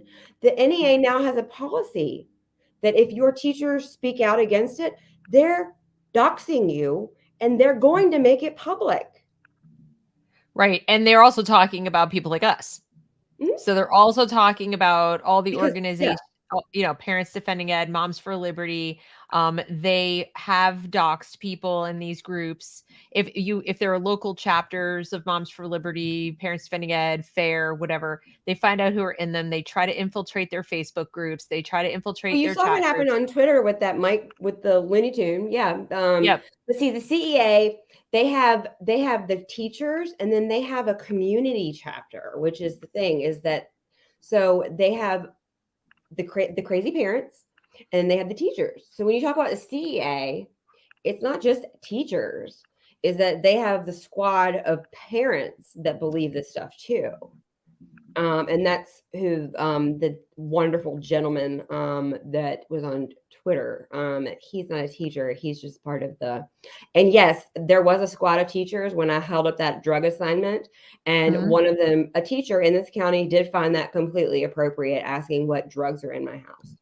And totally appropriate. Teaching my child to search the internet for drugs.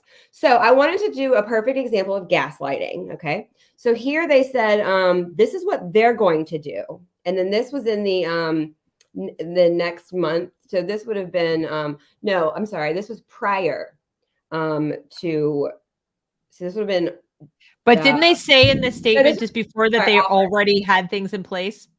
Yeah. So this was in July. They said that they were going to do this to parents. Now, 4 months later, in October, they said that they wrote a letter to social media companies stating that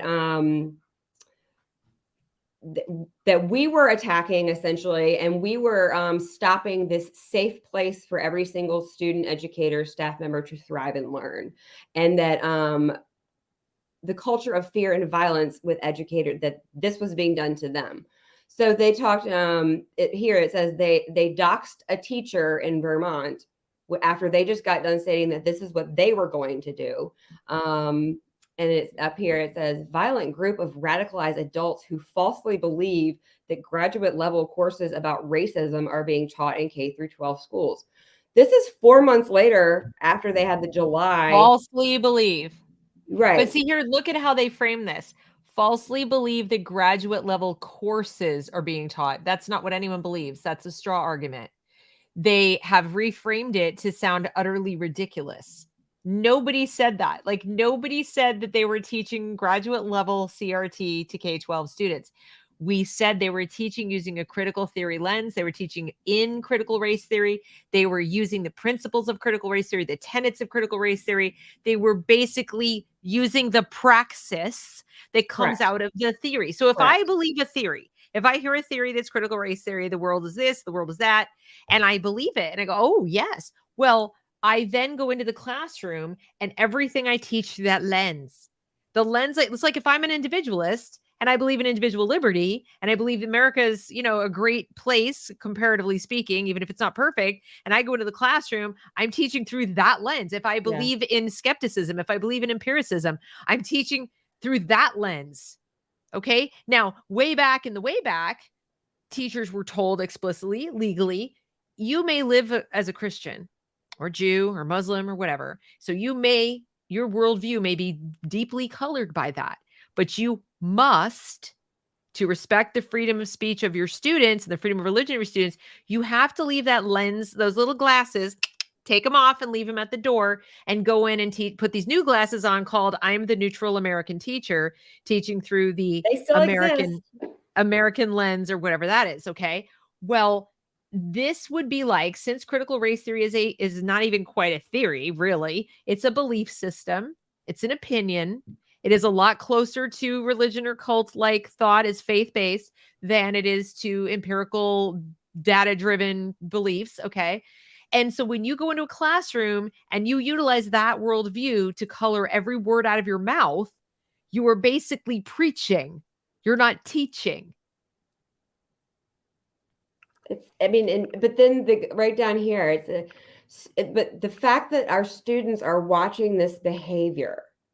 Okay, but I want to remind you that menacing these are the same behavior. People that had Blackout Monday, Blackout Tuesday. They met in our parking. Now, this was a national thing. It wasn't just a Chesterfield Education Association. And our school board members said that they are allowed freedom of speech. Not when you teach my child. You cannot practice solidarity in a parking lot, wear all black, and march in solidarity in front of my children. Okay. That's where your freedom of speech as a teacher, there's like 4 things that you can't do. And that's what the school board response to me was about it. Yep. And so they talk about students are watching this behavior and in some places replicating it. And then they believe in the foundation and importance of public education and peaceful, free civic discourse. There's nothing I can't assign any worse than being gaslit. Like, I was in it my whole, like, in a relationship. And so when all this started, it seemed very vaguely familiar. Like, and it lights me up but until people start going, I don't do that. Nope. I don't have a problem with it. Nope. Because I am secure in what I know as truth. And that gentleman that you had on the show that talked about principle-driven people. There are not enough principle-driven people. Yeah. But that's just like those examples. Like there's 45 business items from the July meeting that had the 139 that they tried to scrub. And every meeting, you can just take a gander and start looking at new business. They got a new meeting coming up in a couple months. And you'll find examples. I found a 300-page manual from back in 2006 that one day and I don't even know when I'll get to it, but if somebody wants to help me go through it, you can. I need research assistance. Right. But I mean, and then there's the question about what now? Yeah. What now? And trust me, I told you 6 months ago, I thought that I could go with my big brain and you're breaking the law. Okay. Yeah, I know, right? Title IX, Equality Act 1964. This is what I know. You did it wrong. And then I was like, and then I got the information that from Ryan Harder, who's running for delegate in Chesterfield County. He told me, oh no, we voted prior to that meeting based on legal counsel. Well, guess what? You can't do that. It's in the Code of Virginia. It's in the charter of the county. It's in your own policies and procedures. You can't do that. Well, guess what? I know, and I have it recorded that they did it. But guess what? Yep. What do I do with it? I have emails admitting on camera that they did it by Anne Coker, the current chair. She said it in the unmasking meeting. Because I had blasted them about what I knew. She said on camera, yes, we did vote prior to August 10th due to. She admitted it on camera. Who's going to do anything about it? We have kids getting raped in bathrooms because they're letting, like, what do you do? Like Virginia, perfect example. We thought we changed something November 2nd. What did we change? What did I know the number of people, I think I did a video a while back that it was actually called like, Virginia parents win in Virginia, now what? Or something like that. Yeah. And I think I even asked questions, and I don't like to rain on anyone's parade. I certainly think it's great. Nobody wanted McAuliffe. I mean, people are like, oh, would you rather have McAuliffe? Like, no, we knew what we were getting. And like, it's like, but if you're going to elect somebody, understand that you're not done. So, okay, you chose the lesser of the two evils. And now to prevent him from becoming unequal to the other evil, you can't be done. You need to ride his ass like a freaking this county. This county turned red. And then it's like once the parents were really loud, but once they were unmasked. Yeah, I heard you, except for my data collection person over here. Yeah. My data mining expert in my administration. I believe in humanity. And you know what? I'm going to change one of the words of the acronym from DEI to DOI, because that makes it so much better. And the education summit is coming up next weekend. God, is it already almost? Now, I will say they got rid of the equity part, but here's what they didn't do. And they can't do is he can get rid of the E from his own administration. And he can say that he's not fighting for equity in the schools. But guess what? Because of President Obama, and they haven't changed this, right? He's not a DeSantis. He's not going to push back. To get that ESSER money, you have to have an equity plan. But the thing is have an equity plan. Nobody's had to return it. And so until people start being like, so. Yeah, that's the when they asked us. They sent out there's a whole. Listen to her; she's a genius. When they asked us, how are you supposed to, or how would you like us with this, ARP money? What would you like us to do with it? there was about enough of a send it back. We knew enough. We said we don't want it because we knew what came with it. Wait. I have another idea. Take the money, but you have an equity plan, and then just tear it up or rewrite it to mean what you want it to mean. I mean, we're allowed to do that, right? With words, we're allowed to just take a word and have it mean what we want it to mean. So, I mean, I don't know. Redefine what it means then, I guess, because equity used to be a synonym for equality. Like equity. When I just equity it can't be that far fetched. The problem is, okay, so here's my guess though. They probably have an army of enforcers to enforce you using the money for equity, but they don't have any enforcers to go out to enforce you're using it for IDEA. No. Or Title IX. No, look up these resolutions that they have. They have formed boards that are literally spying on schools to report improper usage of this money. Forget it. Then you have to say no to it. Then the only thing you can do is pressure your lawmakers and so forth to say no to the the federal government's money, because they've already taken it. That's the thing, is that everybody has already gotten their money. They got 2/3 of it up front, and then the ones who filled out got the other. You have the money. I would like to see right now. I do believe there's a lawsuit in Arizona that Arizona and Ducey and the Biden are fighting it out about returning the money because Ducey said to something. But is that if everybody does that, or not even everybody, if 3 people, or if it's not just Ducey, or if it's, but there is no hope of saving not only this education system, because guess what? This part of this money, $2 trillion went to every board of supervisor. They got money, $2 trillion with a $3 trillion deficit standing already. They approved $2 trillion. So they paid off the whole state, every state. Your board of supervisors took this money under certain stipulations. Look it up. And the reason that the unions matter in this is that these people who did it get humongous donations from the unions. If you look at where the unions give their money, it's 99.999% to Democratic candidates who consistently not only take the money, enforce the use of the money along ideological lines, hand them back more power. They allow them to have seats on school boards. Union members. If they can't have a seat on a school board, then the union members pay for the campaign of the school board member and the doxing of their competition. The doxing, harassment, stealing of lawn signs, you name it. Guys, you're dealing with, if you really want to understand these people, you need to go take a look at Venezuela. You need to take a look at what happened in Venezuela. You need to look at the teachers' unions there and the labor unions there. And you need to look at what they did, because their teachers' unions were pretty militant. And you will see their fantasy world is for this to become Venezuela. And why you're probably going, why would they want to be an impoverished, hungry nation where people are eating their pets?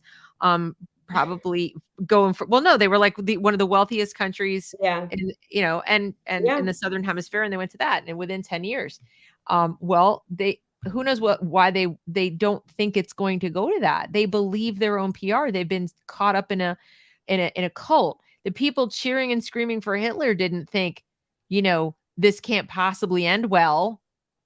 They didn't think, he's saying he wants to go and other, these huge population and remove them from our country and deprive them of all of their rights. They were just like, he's going to take care of us and everything's going to be great. You're living this perpetual now. That's what communists, socialists, their rhetoric that whips you into a frenzy. They live in the perpetual now. There is no future. There's no future in this mindset. They talk about it, but it's so abstract. And you know who's missing from the entire conversation? The table, the negotiating table, the fighting, the target. Guess who? The children. Or the parents. The children are beyond an afterthought. Mm-hmm. They that's are why a nuisance. they don't care about transgender children. They don't care about Black children. They don't care about brown children. They don't. None of is that way. If you break any of this down with common sense, and this is tomorrow I'm going to be on Freedom Hub talking about child protective services and journalism and how all of my brain comes together, because it doesn't serve LGBTQ, transgender, gender dysphoric, gender crisis children, because you remove parents. And when you remove parents, then they get put into the system. But remember what Yuri Bezmenov said. What did he say? Expand all the systems, child protective services instead of police. People listen tomorrow about how as much as people want to dog this, as much as people want to dog on the police, let's be real. I love the police. The vast majority of police officers are of a personality type, because you'd have to be a police officer. Right. They're of that guard dog mentality. Yeah. Okay. They're neither sheep nor wolves. They're guard dogs. They're sheep dogs. Okay. They have a protective. So the vast majority of them take the preservation of rights quite seriously, actually. Okay. Now that doesn't mean that some, get stressed and they do things that make mistakes. People do make mistakes. Everything. Right. But in the teachers unions and in the way that they've structured public schools, where the kids are like the last to be, thought about, that it doesn't attract guard dogs. It doesn't attract protective personalities. It attracts agreeable they can't do what they want to do. It attracts agreeables who just want to be liked. And it attracts the helping people, and they want to be liked and they want to be helpful. They're not really guard dogs who want to be helpful. And it attracts narcissistic control freaks who want to, project their effed up childhoods and their mommy and daddy issues and their all their stuff to be in a position of immediate control. The same thing as people go into positions of power over other people, but with children it's so immediate and it's so obvious. The same also way that run these mom clubs that kick people out if you disagree. You get to be immediately acceptable to society. You have a decent paying white collar job that everybody goes, oh my God, you're a hero. Oh, it's so amazing. Oh, here's a present. And we fetishize these people. So if you are a little bit of a narcissist and you want to be like the perpetual victim of, oh, I'm so underpaid and overworked and thank you for the coffee cake, but oh my goodness me. And that's who it attracts. I'm sorry to say. That's not to say that there aren't the occasional random person who just happens to be a guard dog teacher, but less and less and less. And we just heard from the unions that they intend to recruit more of the two not so awesome kind that I just described, and to actually pay for them to go to school and become more the way they are. And so I don't see how you could get a healthy child out of that if you tried. So you could FOIA, you could fight, you could lawsuit, you could this, that. You still get the same teachers. What are you gaining? Yeah. What are you taking back? Are you replenishing the pipeline with normal, sane people? No, because guess what? They left. The sane teachers have left. They've hung up a shingle. They're edupreneurs. They're doing homeschool classes. Homeschooling has doubled in the last 2 years. But you know what they're going to come after next? They're saying that homeschooling. Yeah, that's how frightening this is that, okay, my kids home. No, they're going to come after you, and they're already saying it, that parents it's child abuse. They're covering up. This is where the gaslighting comes in, is that parents are hiding child abuse. Well, that's why I keep telling people, like, don't wait. Get out now, because it's a lot harder to go after a group that in your state effectively makes up the largest district. Like in North Carolina, homeschoolers make up what, if we were a district, we would be the largest district in the state. Yeah. That's how many of us there are. It's so huge. Now, they have neither the manpower nor the political will to go rounding up and accusing of child abuse in excess of 1 million people. They don't have that. But if you're just one of, a few hundred homeschoolers, it's a lot easier. So if you have even the smallest inclination to get out of there, and if these people are determining what happens, what's to say you don't wake up next week and all of a sudden there's something new that says, if you attempt to pull your kid out without going to a private school, that we've already paid off for this, Like, yeah, they're more likely. If we can't they're more likely you, to change their legislation governing homeschool to make it more restrictive than they are to just ban it outright, because the Supreme Court has held it's a protected right. Yeah. So, but make it harder just like to abortion, just like all these other things, when people tinker around the edges, they will absolutely try to put some restrictions in, like, well, you have to have a college degree. Well, you have to submit a written curriculum. Well, you have to do more than the teachers are doing right now in the public schools in terms of written down curriculum. Show us your books, show us your plan. And coming soon, you have to have a curriculum element on diversity, equity, and inclusion and ethnic studies and comprehensive sex ed. And if you don't, you can't homeschool. So what are you homeschooling for? Now, obviously there'd be lawsuits for that. And I would support that. And I would, that's a civil rights lawsuit. And I think if we still had the court composition we have as this moment, if Clarence Thomas retires, it's over. But if we still have the court composition we've got, and that happens, so that's why I actually think it's not going to happen until they have the court.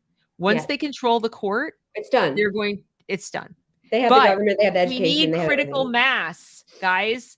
If we don't have a mass exodus and we don't retain this right by numbers, if we don't just do it by numbers, because politicians do get a little twitchy when the majority of, well, I would say the majority, but when you have a sizable minority in your population that is not going to vote for you if they have even the smallest whiff that you're going to change these things, they won't listen to the unions. They won't do that because they do ultimately care about, it's like they'll look at the different numbers and the demographics, but you've got to have critical mass. The schools are not salvageable. They're just not. And this is a partnership. This is a match made in hell, the 4 horsemen of the apocalypse. And I don't see how you fight it. You certainly don't fight it with a lawsuit here and a lawsuit there. It's not going to work. No. You got to get out. Yeah. Get out and keep fighting. But because mine are coming out, but I'm not going to be that mom that pulls them and then, because I don't fight for this county. I don't just fight for Virginia. Well, and remember too, you're a taxpayer.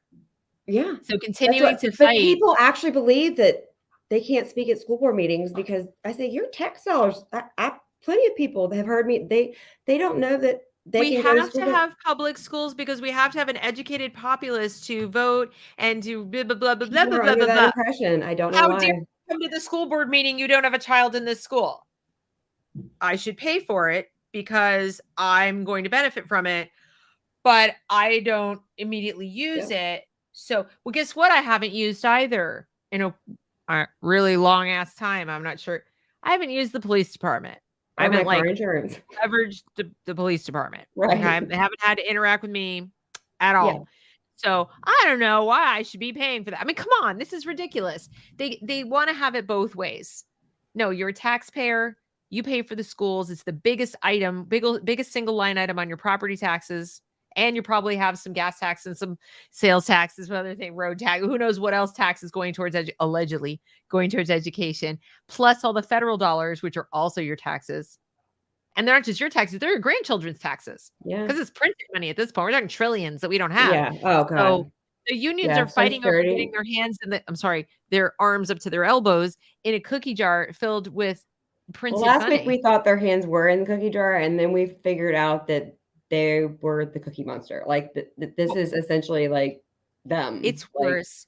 They're writing the recipes. Yeah, they're writing the recipes, and Miguel Cardona has a little chef hat on, and he's like, "More sugar, yes, okay? Yes, more chips, not enough chocolate chips in the chips. Okay, here, more chocolate chips. I want you to different recipe. You want me to like? It should be Calabo chocolate, not just Toll House. Toll House is do it, ma'am. Yeah, and then at the end of the day, why? No.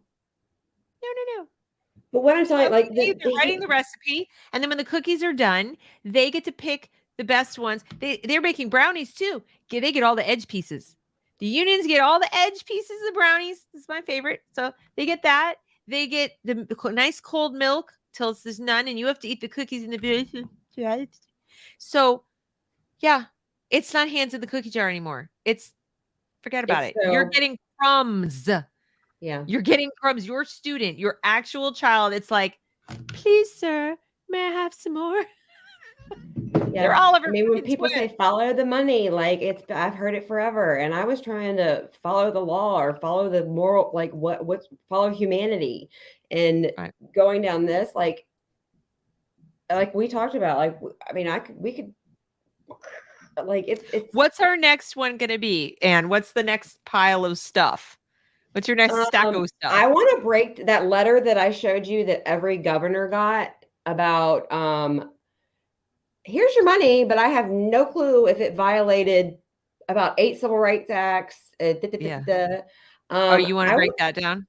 I thought about breaking that down because it says it's up to Virginia, which means it's up to North Carolina, which means every state superintendent that took that money is that I want to break down why DEI breaks the Civil Rights Act of 1964. Wow. Yeah, it smashes it. Anybody who doesn't get that's not really paying attention. People need to understand, that's part of understanding the process, is that if we get loud enough about, hey, all 50 states got this letter, because I'll get all 50 of them. Do you know how many people think the Civil Rights Act was only about Black people? Yeah. The civil right, there are people walking around who think that say that the word segregation is owned by Black people. And that's why I hate the word neo-racism or reverse racism. No, racism is racism. Nobody owns it against, like. Yeah. I know people say, like, no, the Civil Rights Act is only about protecting. No, actually, if you read it, it's everyone. Everyone. And they use it every day to back this up, but their everyone doesn't include everyone. Right. Well, let's do that one next. Okay. Well, next time you'll dive deep into that. And I hope you guys kind of see now how the unions are. We said they want their cut. Forget what their cut. They sit down and decide what cut we get. Yeah. The unions decide what cut the kid gets. That's what the unions decide. I think I'm going in one direction and I get. Yeah. So, it's so much bigger and has so many more layers than you could ever dream in your worst nightmares. And that's why I say, like, I was black pilled a long time ago from a philosophical standpoint, because I think the conflict of interest of government actually administering education is just absurd. Like, it's like, to me, on its face, it's a completely ridiculous proposition that it's one thing to fund it. It's one thing to say we want a public system that is funded with our tax dollars. That's one issue. It is a completely different to say, and the government will choose the curriculum, and the government will hire the teachers, and the government. And we're going to teach them and the curriculum and their moral code. And that's where we're at. No. Anybody who doesn't see that you don't want the state doing that, and I do want to circle back around to social emotional learning, because that was this ESSER money. Like, it's all social emotional. You have to do it. Right. It's not optional. It's mental health. And like, we'll go over contracts and how you can find your contracts. And not only that, but like second step, the evidence that I found. We have to dive into second. We could do a whole. Can we do a whole video on second step? Can we do that? Evidence-based is Miguel Cardona's favorite. Well, guess what? From his own link, I found the thing that says we found no evidence that second step works. So any company using the biggest company for this, guess what, Cardona? Your own link says, well, we found no evidence it works. So your whole evidence-based practices, company for children, Chan Zuckerberg, Gates. Yeah. There's no evidence that all the things they're using to teach our kids math, all this like student-led crap. It's called a clearinghouse. If you go to one of the binders, if you clearinghouse, it'll break it down. Like culture responsive learning, culture relevant learning. There's no evidence, zero evidence. Lexia, all these different things that I know my daughter did at one point in time on her book for whatever grade that works. Garbage. Well, thank you so much. Thanks to everybody for coming. And I'm sorry about the delay. Had to be at the hospital all day, but everybody's fine. It was just my daughter had a planned thing, but she's completely fine. We just didn't get out of there because America's healthcare system is completely screwed. Yeah, that's a whole other conversation. It is a whole different. Next year, maybe. Yeah, exactly. Yes, getting the right answer is bad now in math. I don't want to go to the doctor after the doctors have gone to school where getting the right answer was bad, because what I'm saying is that who's going to be our cardiac surgeons if it's racist to require requirements to get into med school? Like, how's that? I'm going to find a country. go to where they still actually give a shit. But like you said about looking towards the future, like people don't think about what are the implications for this if now everybody gets to go to college. I know, but that's is that people don't think about like, what's going to happen if everybody goes to college, GPAs are outlawed, SAT, anything like that. Well, what's going to happen? Okay, college already. We got to go because we're going to go down another rabbit hole. Saying, like, that's another one is that if meritocracy is gone, then you don't earn anything in life anymore, which is what? Well, I think we need to be honest about the so-called meritocracy. The meritocracy was never exactly what it was purported to be, in the sense that we didn't acknowledge the fact that there are people sometimes are in the right place at the right time. They know the right people. They have the right networks. But it's not doesn't need to be dismantled and burned to the ground completely. At the same time, they put a lot of emphasis on the intrinsic merit of a college degree, for example, that is not true. Correct. And that, they downgraded the trades, which is not true. So, we need to have an honest conversation about what is actually merit, what is actually a value, what is a desirable outcome after high school, because, meritocracy looks very different depending on where you're. I'm just talking about meritocracy as far as I know. I totally get it. But understand, they sold the BS notion that you have to have a college degree and somebody else has to pay for it. Someone else has to pay for it, because they said it isn't enough to be a really good student if you can't afford it. It isn't enough to be a really good student if you don't have the right contacts or know the right people. That meritocracy isn't really good enough because the cream might rise, but it can't rise up to the top where it can be noticed and get into college. So they sold us a bill of goods. Loans. I paid mine off, but do I get loan forgiveness? But they sold us a bill of goods on the basis of this kind of romanticized, instead of somebody going, yeah, that's true. Guess what? That doesn't justify people paying for people to go to college.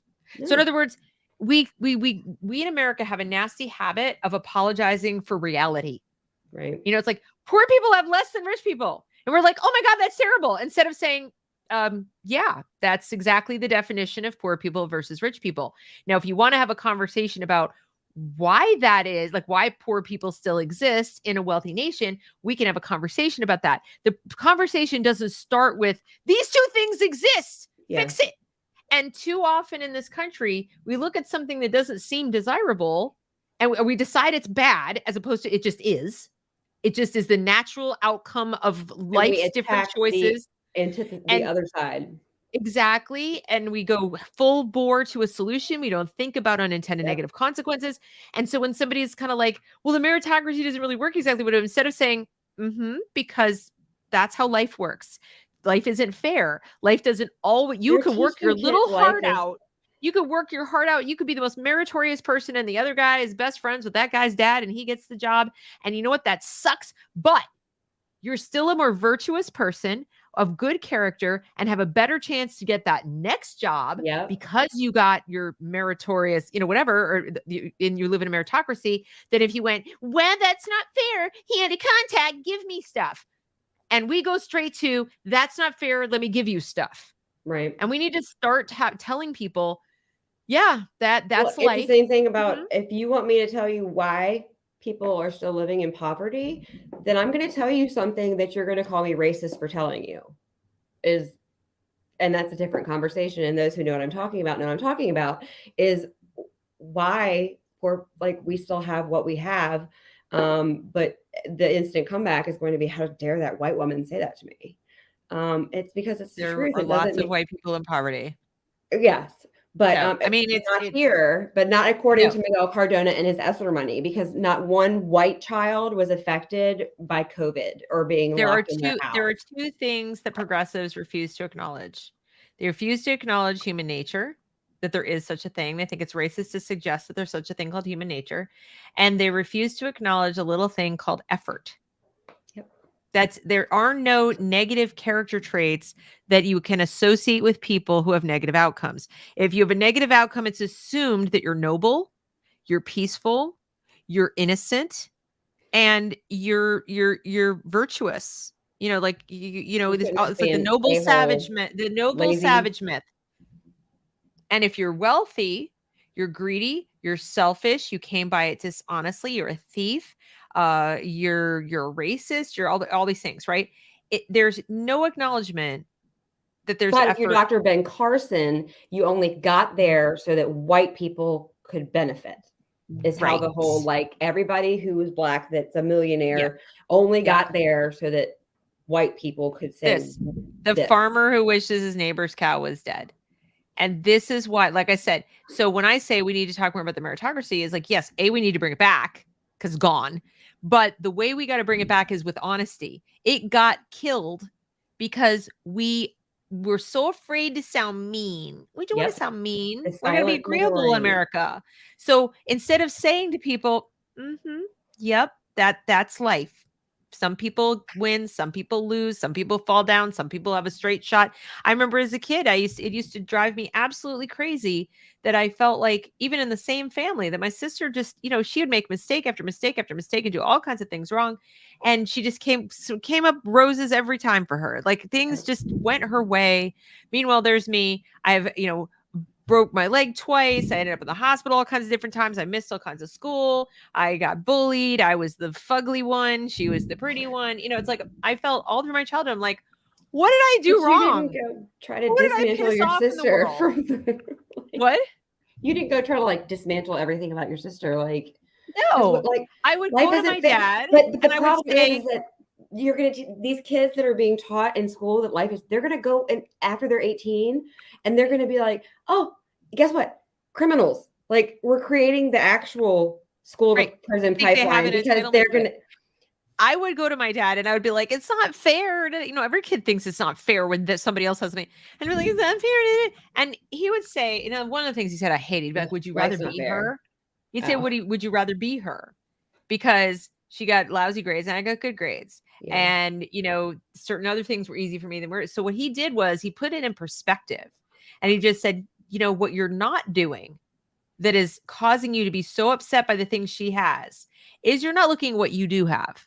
Right. You're so busy focusing on what you don't have. You're missing what you do have. So no gratitude. We're not teaching gratitude at all. I've been clean for 10 years. So a gratitude list is something that I do. Like, I'm like, if you think, I'm like, get out that gratitude list and write down everything over your head in your house that, because in recovery, we say everybody in the room, throw your biggest problem into a pot.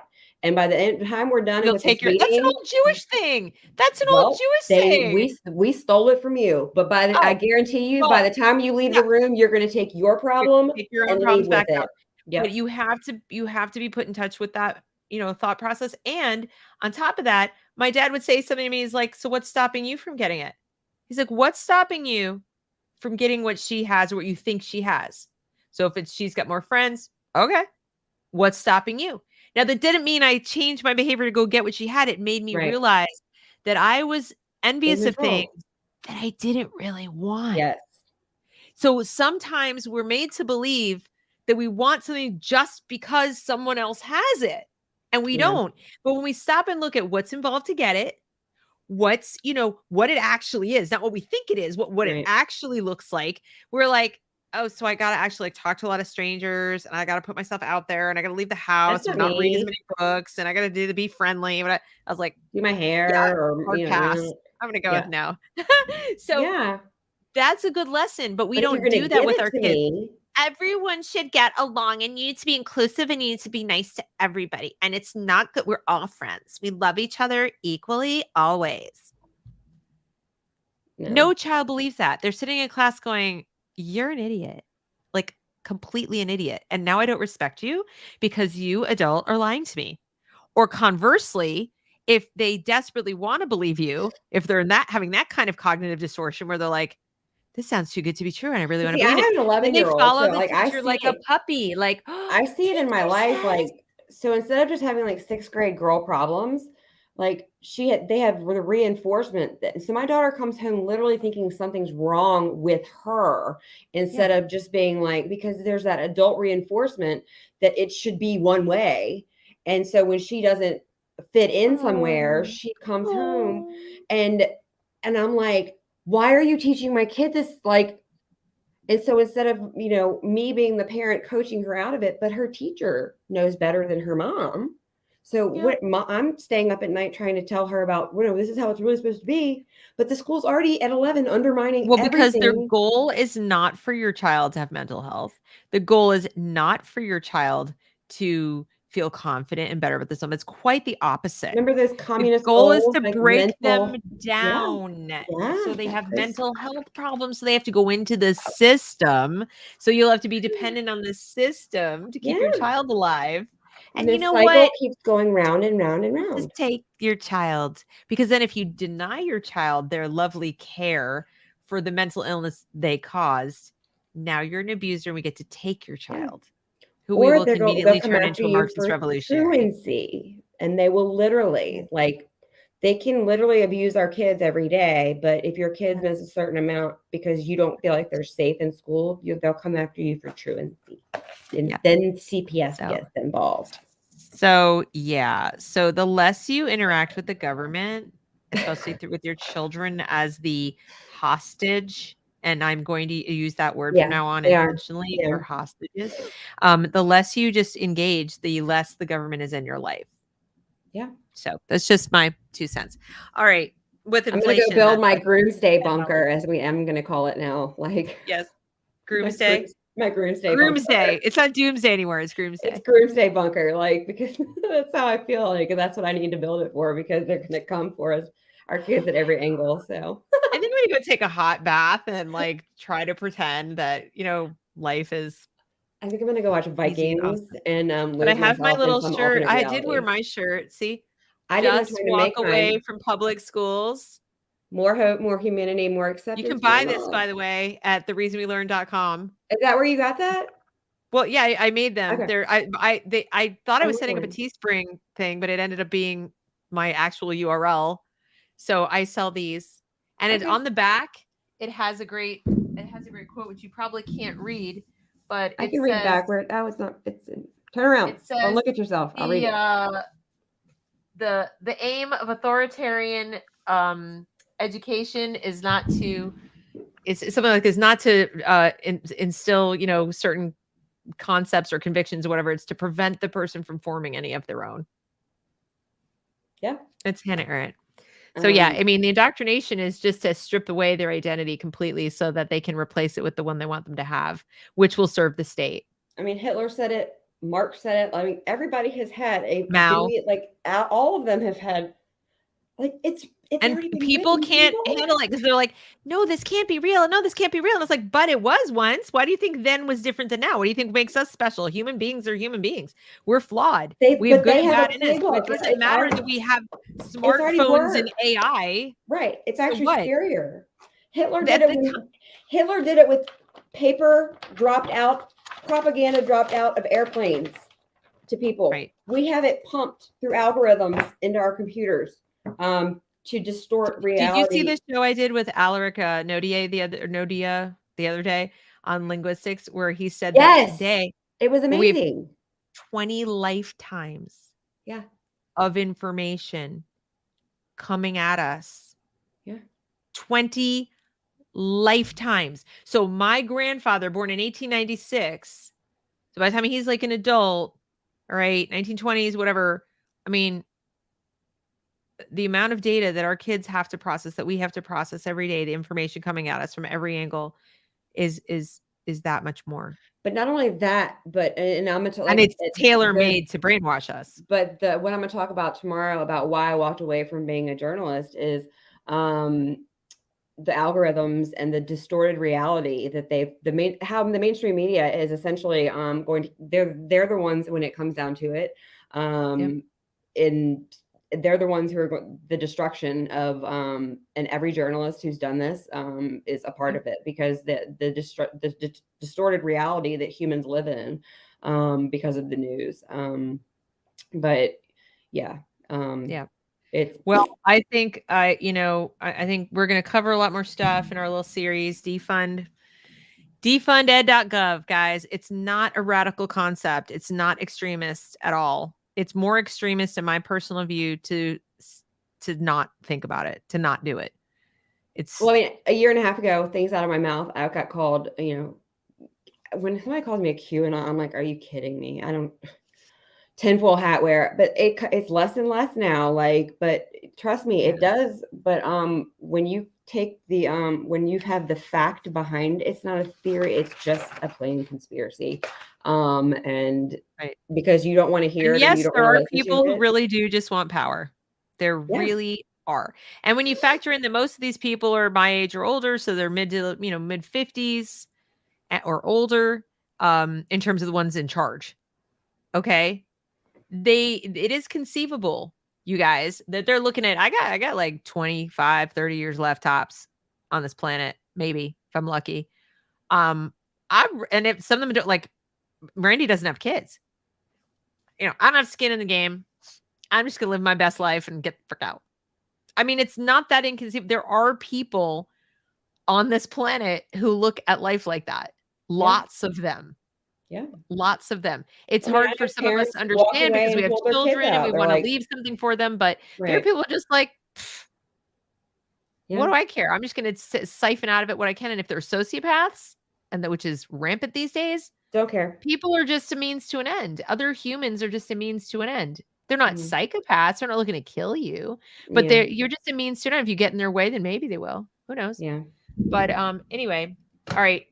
We are coming up on 2 hours and 50 minutes. So we're gonna go, you guys. Thanks everybody who watched live. If you're watching on the replay, thanks for watching. Please. That's my Twitter. No, that's not actually. But that's how you can find me on Twitter. Or most people you can find me anyway. That's my name on Twitter, but it's actually domestic terror, like domestic terrorist. But but you can find me. It's easy. But and I don't hide. Come back here. What, next week? Same bat time, same bat channel. Yeah.